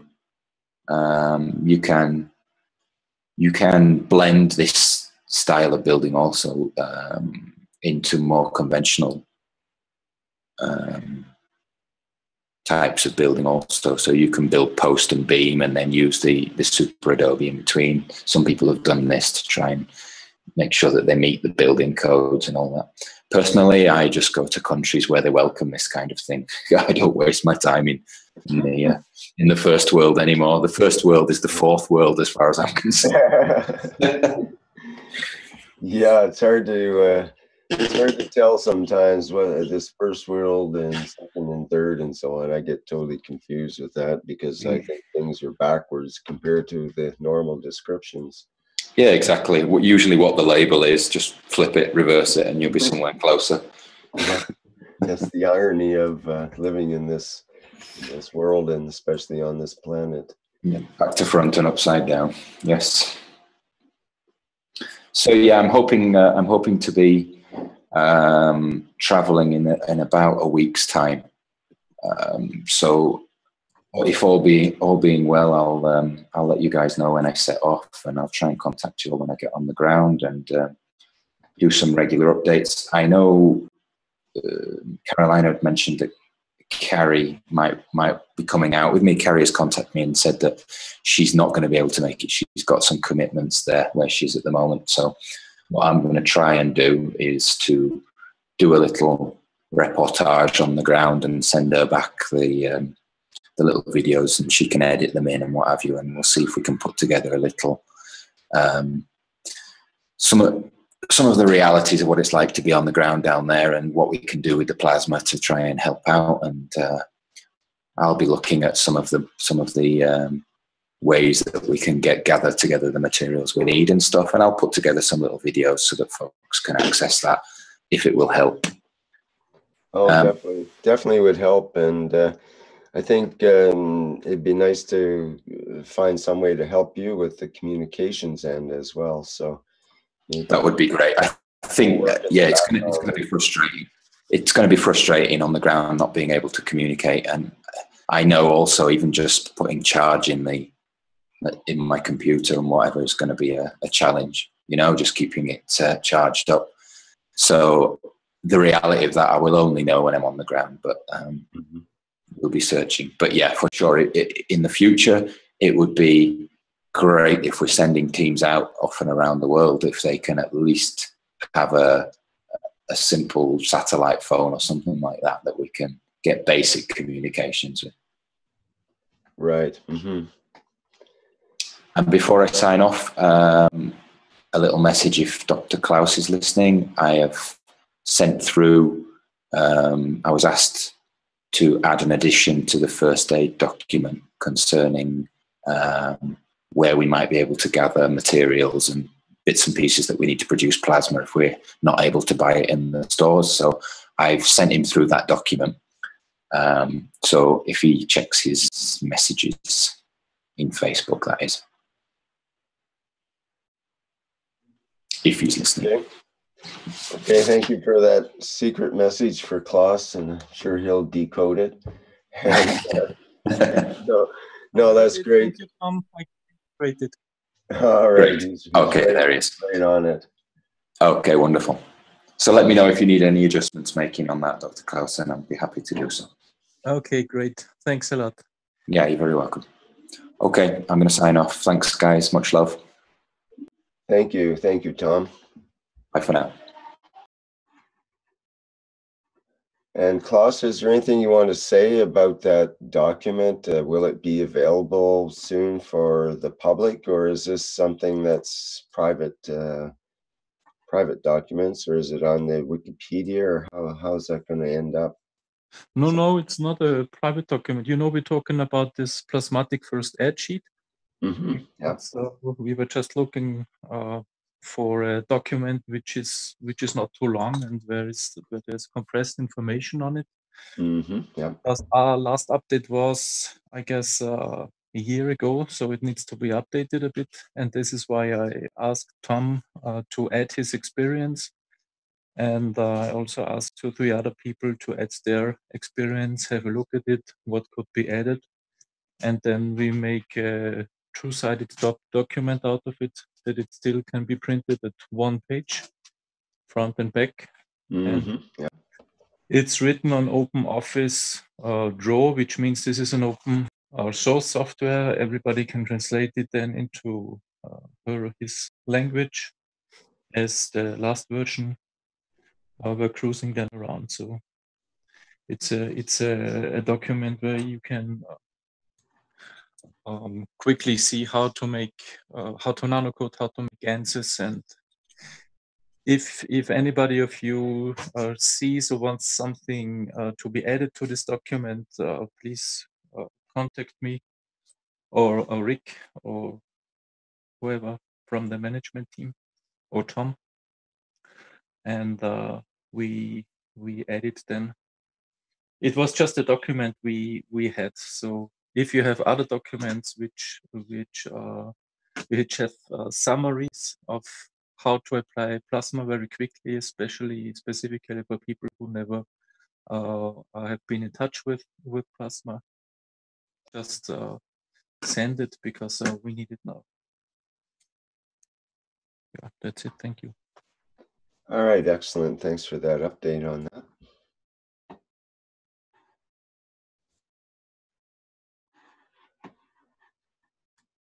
And I see Flint saying in the background he'll come up with some information about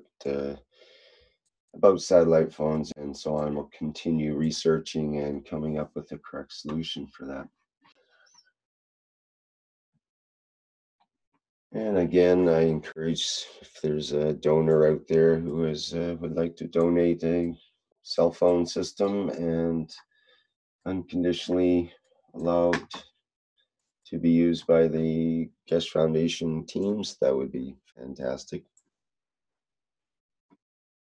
Okay, is there anybody else who would like to say something? I don't see any hands up, but perhaps there's someone ready to speak in the panelists. Hi, Rick. May I add something?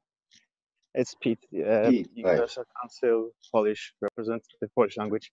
So I just wanted to add one thing, because we kind of talk right now about physical arrangements and sort of physical processing, not to forget the soul aspect of the things that we can help over a large distance. And I just wanted to throw one nice example that I experienced sort of a week ago. So I have a little girl, and obviously, you know, she goes for a nap during the day, and I put her to bed, and as soon as she sort of fell asleep, and I was sleeping next to her, really trying to fall asleep, dogs started barking outside, right? One dog started barking, right? So I thought, okay, this is a little test for me. Let's see if I can ask politely, or, you know, interact with the dog from the soul level, to see if I can, you know, just ask him to be a little bit more quiet. So as I said, the little one just fell asleep. So I tried to do that, and I said, can you please, well, I kind of communicated with the dog and asked, can you be a little bit more quiet, so that, you know, so that I can have sleep. And the barking didn't stop, right? So next test, I thought, maybe I should somehow connect my daughter's needs with the dog, and, you know, just make a connection between the two of them. And so the second attempt I tried, I kind of communicated with the dog, but I said, well, I didn't say, but my intention was that, you know, the child needs to sleep, and it's not my need, which I don't really need, because, you know, adults don't have to sleep as long as kids have to. So the fact that I was lying in bed next to my daughter, I was just, you know, trying to top up the sleep rather than I really needed the sleep. So my initial request, asking if the dog can be a bit more quiet because I want to sleep, didn't work at all. But when I kind of connected, you know, my daughter fields with the dog fields, it happened instantly. It was a split of a second. The dog stopped barking, right? So a minute later, I hear another dog barking, which made the other dog angry as well. So there were two dogs barking. And I thought, okay, this is the ultimate test now, because I figured out one way how to make it work, and maybe it was a coincidence, right? So I tried again, and I immediately connected my daughter with the two dogs, with the intention that, you know, if they could go a little bit more quiet, because she needs a sleep, she needs her nap. And literally split of a second, and both dogs stopped barking, you know. And these dogs, I know them very well. When they go on, they never stop, right? So this kind of links to the Thursday teaching, to yesterday teaching, when, you know, Mr. Keshe said, you know, with the palm of your hand you can create water. You can create water for the thirsty one, for somebody who needs this water, you know. So you don't create it to show off. You don't do it for any other reasons, but to give unconditionally to those who need it at the point of need. And I could perhaps somehow relate this, what Mr. Keshe said, to this situation, to this little experience where, you know, I tried one approach, didn't work, because it was kind of my selfish point of view that, you know, I'd like to have a nap even though I don't need it. But as soon as you know, I connected the two entities, my daughter and the dog, and there was a real need for my, you know, for her to sleep, it happened instantly, you know. So just to sort of, from practical side of things, just to throw this in, so that we don't forget about, you know, we are the creators. We can create, but it has to be for all the good reasons, you know. It has to be not for us, not because we are greedy, not because we want to sleep longer than we really have to for our body to regenerate. It's, you know, it's for those who need. When we connect people with needs with each other, then it somehow magically works, you know. I use the word magically, but we know it's not magic, it's science. So just a little practical experience, really, you know, things that I started exploring, practicing around, if I can actually affect the environment, if I can communicate with other entities, with other animals and people without the physicality, really. And I can see it works. I mean, it worked twice in a row, so it's not a coincidence. And to be honest, a couple of days later, I had the same situation. And I went to bed, I put my little one to bed, and the dog started barking instantly. I did the same thing, and this dog stopped. It didn't even bark 3 times. So I really think it works, and you know, it's worth exploring for every single each of us to, you know, just stop, because we run all our life. We run after money, we run after shelter, we run after all the various things that, you know, we've been conditioned to sort of to fit into the society and follow the rules and just chase and chase and chase constantly. But you know, take a deep breath, sit down, and just consider, you know, just think about things that we are being taught every week, and start applying these in your everyday life, and just try observe the sort of the cause and effect and all these things, and just start making connections, like, you know, Mr. Kesh said yesterday, you know, with ganses and reactors and so on. You know, we don't stick to physicality, just try to understand how things work, try to understand how fields interact, try to understand how you create the field flow. And in my understanding, what I did, I just created the field flow between, you know, between my daughter and these dogs. So that's all I wanted to share, just to sort of encourage people to experiment, and also in the context of these disasters, not to forget to support people in need from our soul, because we can really communicate at this level, and we can give whatever we don't need, and those people who are in need. So please do so, and try it for yourself. It really works. Thank you.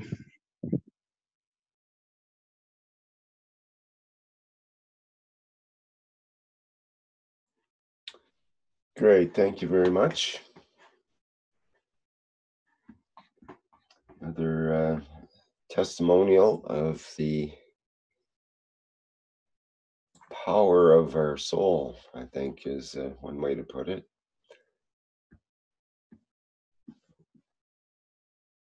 Hi, Peter. This is Chaoao, and I have one question for you. When you make the wish to ask the dog to be more quiet, and you get a confirmation from their stopping of barking, and I wonder whether you get other confirmations. I remember in one workshop very earlier, Miss Cash said when he drove, and there was a car for a funeral, and there was a coffin on that car, and he made a wish for the soul for that man, but he feels it's not right, and he told Caroline the coffin is empty, and it turns out it's empty, and I remember Miss Ken said, so when you make the wish, you will get the confirmation in your heart, in your soul, and you can feel it. And I wonder whether you have that feeling or not. To be honest, it's a little bit hard to reflect on this, because you know, conducting the experiment, I was interested in observing the direct effect of my actions. So, you know, it didn't work. I changed the approach. I tried a different approach, and then it worked. But I don't know, perhaps the feedback was, you know, another dog coming in and disturbing the setup. So I don't know. I mean, I was half asleep as well. So you know, my recorder, I haven't recorded everything objectively, really. It was just initially, it was just a selfish wish, and the second time it was more sort of connecting, creating a flow between the two of them, so they could sort of, you know, understand each other.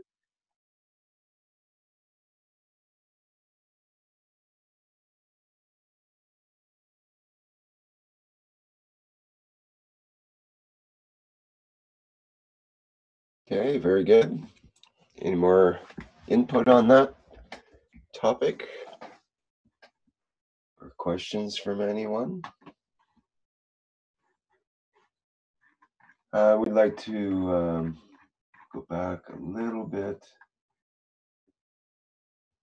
And Shweta had a comment. She wasn't able to get her microphone working this time around, but she wanted to tell my goddess, dear Carolina, that the KFSSI has transformed me like from a cocoon into a beautiful butterfly. And all the ego's wounds from the past are healing so quickly, and all the doors of love have opened with welcoming and open arms. Fear is going away like the rust of iron cleaning up. Much, much love, she says. So that was some nice input. Thank you, Rick.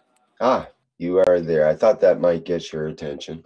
No, I've been all the time here. Yes.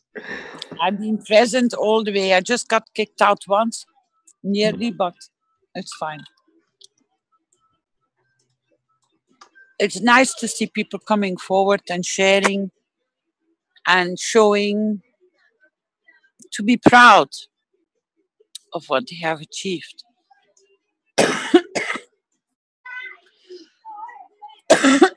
Sorry. If there are more people that want to come forward to share, or we keep it a short meeting, because this was a very nice overview of what has happened in the last week. What do you think, Rick? Sure, I think so. Unless there's any other pressing business, then perhaps close for today. Let me see. There's Theodore has his hand up. You can allow him to talk. Yeah, of course, because I'm just mentioning because we are 2 hours in the meeting. Mm-hmm. And we usually don't keep these meetings too extreme long, but everybody has a chance to speak. So when you feel the time is right, Rick, and there's no more who wants to share, we can say goodnight to each other. All right, that sounds good. Thank you for the guidance, Caroline, as always. You're welcome.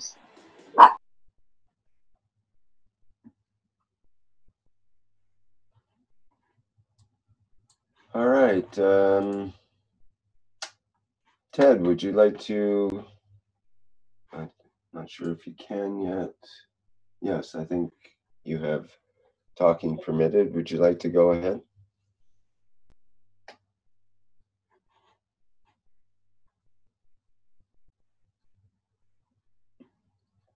Hello, Ted.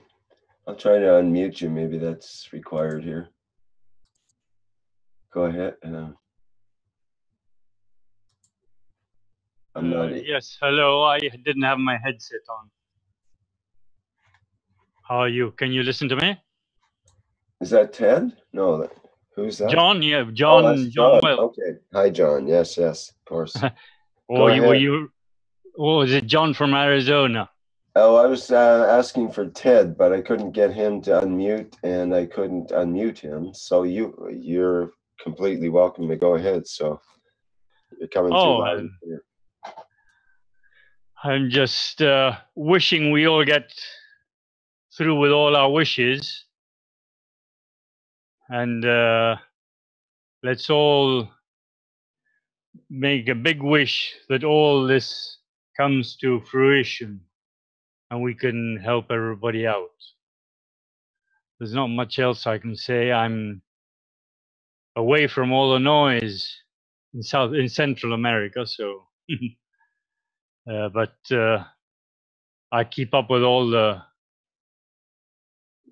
news and well, whatever crops up in my mind of what can help, as I gave several ideas yesterday that helps everybody out with whatever situation they find.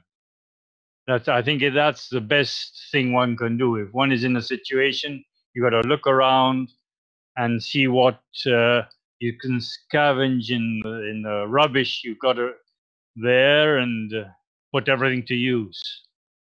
That's about the most practical thing you can do when you're in the boondocks. So thank you, and well, I'm present with all your wishes. Great, thank you, John. Okay, who else would like to speak? We have, just trying to see here. I see Theodore, you're having some microphone in and out things. Hello? Rick, I reset my phone and everything, man. I think I'm online. Can you hear me? Well, we hear you clearly, yes. Very good. Great, Rick.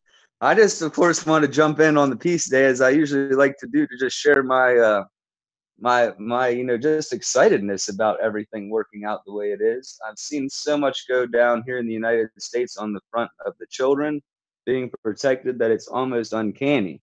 I'm almost worried about the stabilization of what's going on with our just general day-to-day life, because it seems so many people are coming out that know about the pedophilia and are talking about it, and our kids here in America are really standing a chance. I'm actually feeling like today that less people are being abused than it was maybe a year ago because of what we put out there and our thoughts and intentions. And I'm just really proud of us on that. I really, really am, because I know it's a tough subject and not.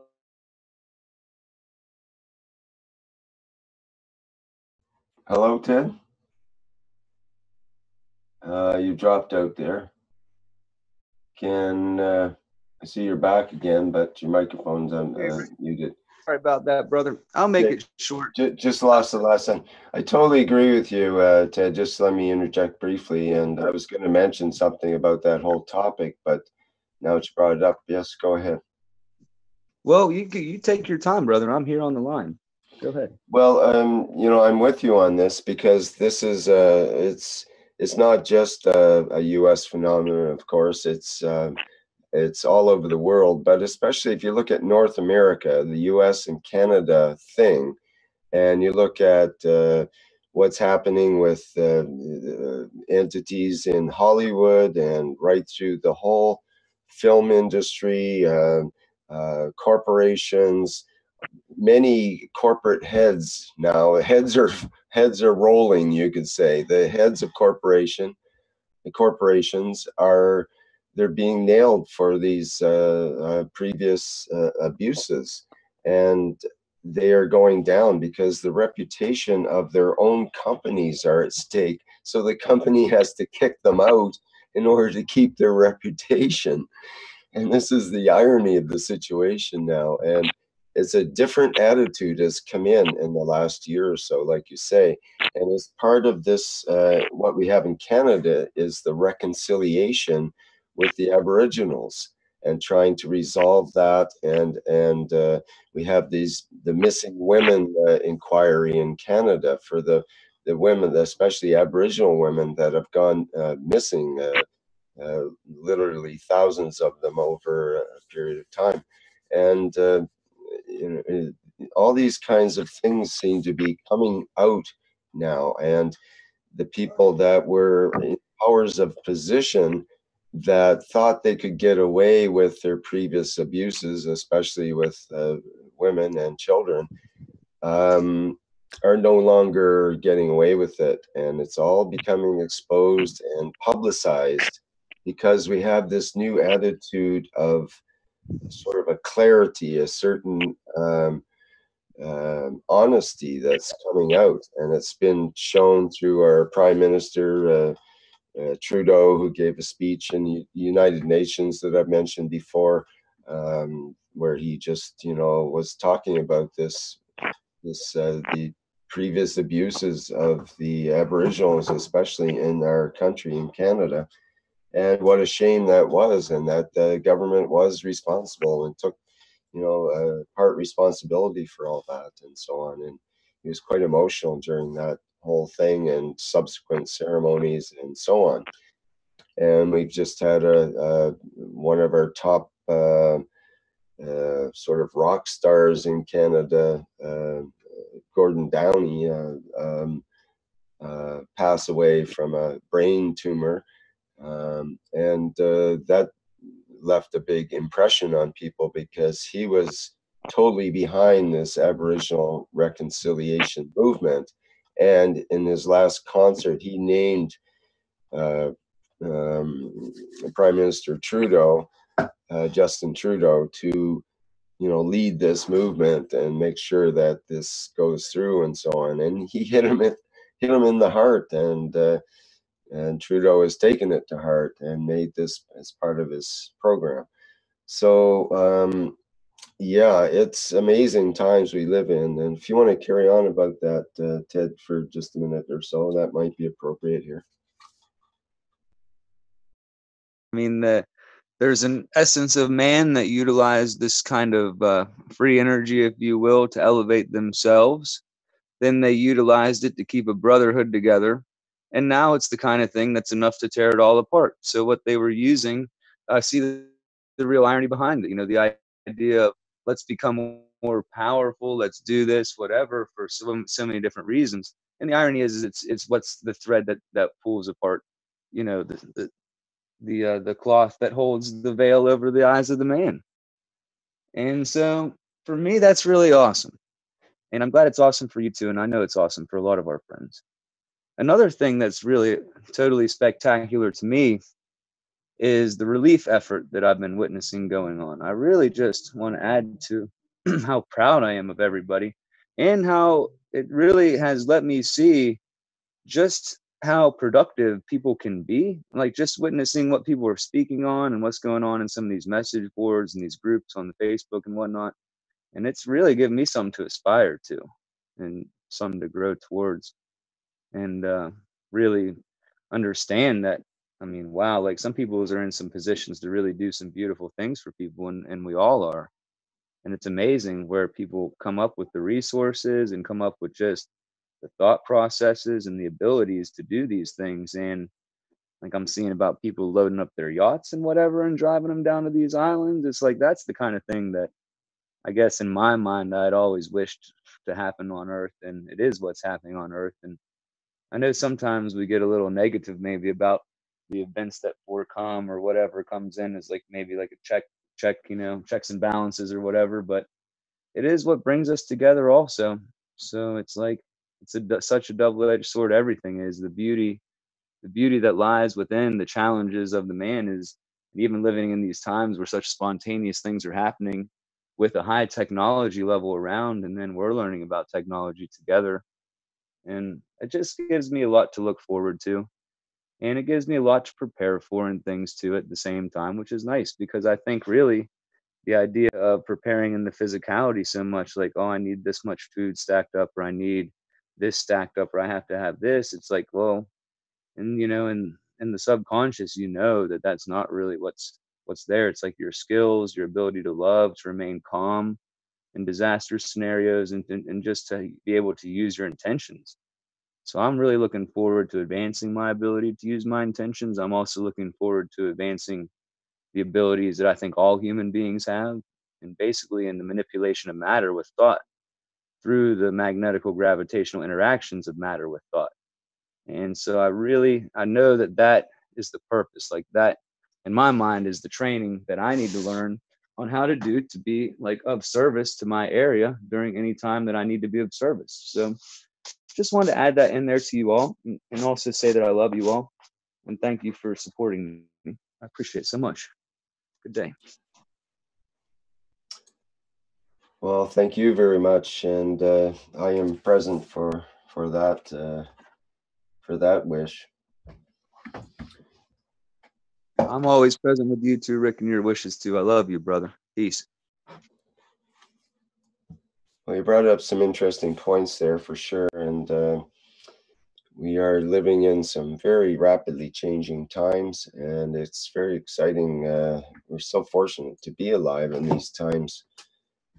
In spite of these disasters happening and turmoil over the planet, there's also this upswelling movement of those that wish to be of service, those that are willing to put themselves out to help others instead of just helping themselves to help themselves.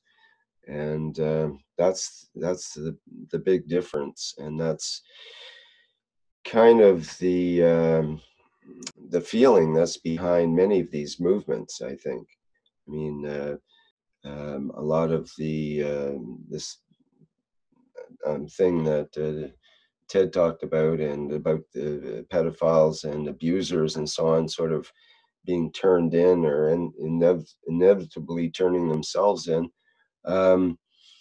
is because of this movement where women have come together and said to themselves, you know, we are strong in our essence, and we are not going to take any abuse anymore. And it's true of the Aboriginals as a group. They've come together and said, we are strong, and we are here as a force, a soul force. It's not about the physicality.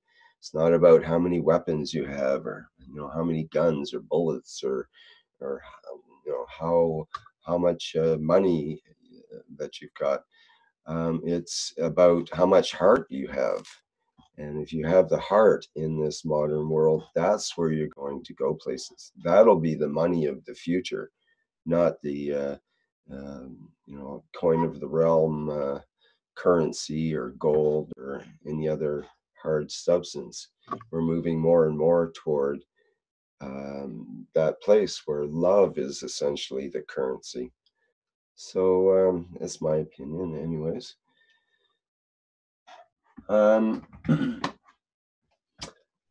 Okay, I wonder if we should wrap things up here. Any last minute comments from anyone? Yes, last minute comment. I'm present in a gentleman's wish. Thank you. Thank you, Gatwa. You're welcome. Thank you, Rick. Thank you, team. Thank you, Knowledge Seekers. It was a beautiful presentation. See you next time. We'll have a wonderful weekend. To all of you too. Enjoy the sunshine, enjoy the rest, and enjoy the soul working. Thank you very much, Caroline. Yes, thank you, Caroline. Keyword, enjoy. Back to listen to Mr. Cash. That will be decided next Tuesday. Tomorrow? No. Next week. So Tuesday. Not too fast. Listen, Jalal, our team needs some time off, and they also need a sleep and a rest and a walk and some time with their family. We are hungry for this knowledge, my God. I know.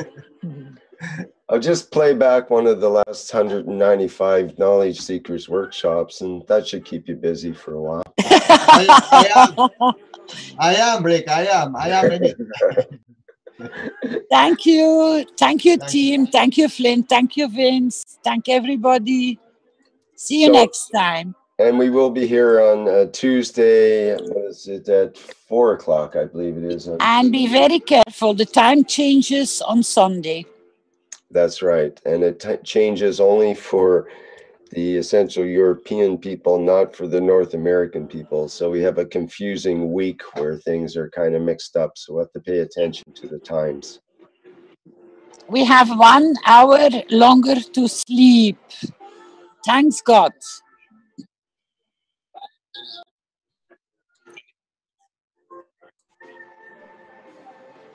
Right. Thank you, Flint. No, it's not an hour earlier. Flint, are you making a mistake, darling? It's 1 hour later.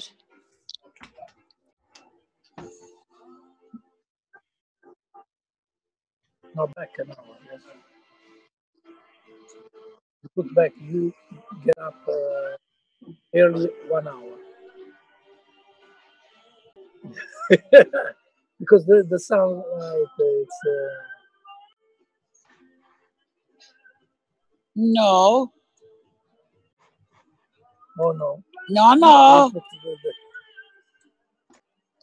Well, the difference in time, like for me, for example, it's usually 9-hour difference from Italian or European time to my time, Pacific Coast. But for 1 week, it'll be an 8-hour difference rather than 9 hours. So I have to realize that and make sure I join earlier. Yes. You can sleep 1 hour longer. You guys can. Yeah, that's exactly what I was thinking. Well,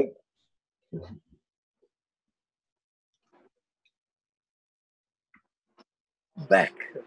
Yeah, for us, we have 1 hour extra to sleep. Yeah.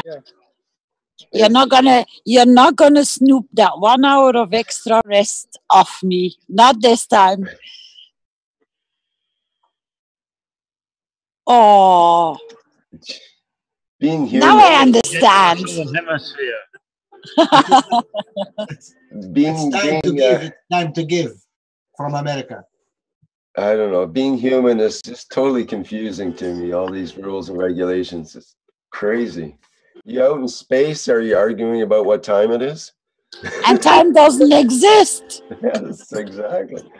Well, it's like I just there's a video out that just came out about the Pope watching the astronauts in space live in real time and talking to them while they're out in the space station, International Space Station, and they had a 20-minute discussion apparently, and it was quite interesting to see the interaction and to understand, like the Pope greeted them much in the way that Mr. Kesh greets us for the Knowlwdge Seekers workshops, and saying that hello to you, good morning or good afternoon. It's we don't know what it is in space because there is no time like that there, and so on. He's actually kind of joking about that, so it was interesting. And have a look at that.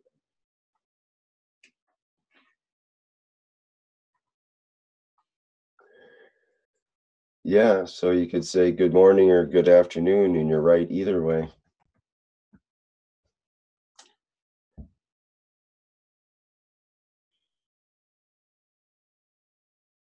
It's a good point. Thanks, Flint. What time is that again?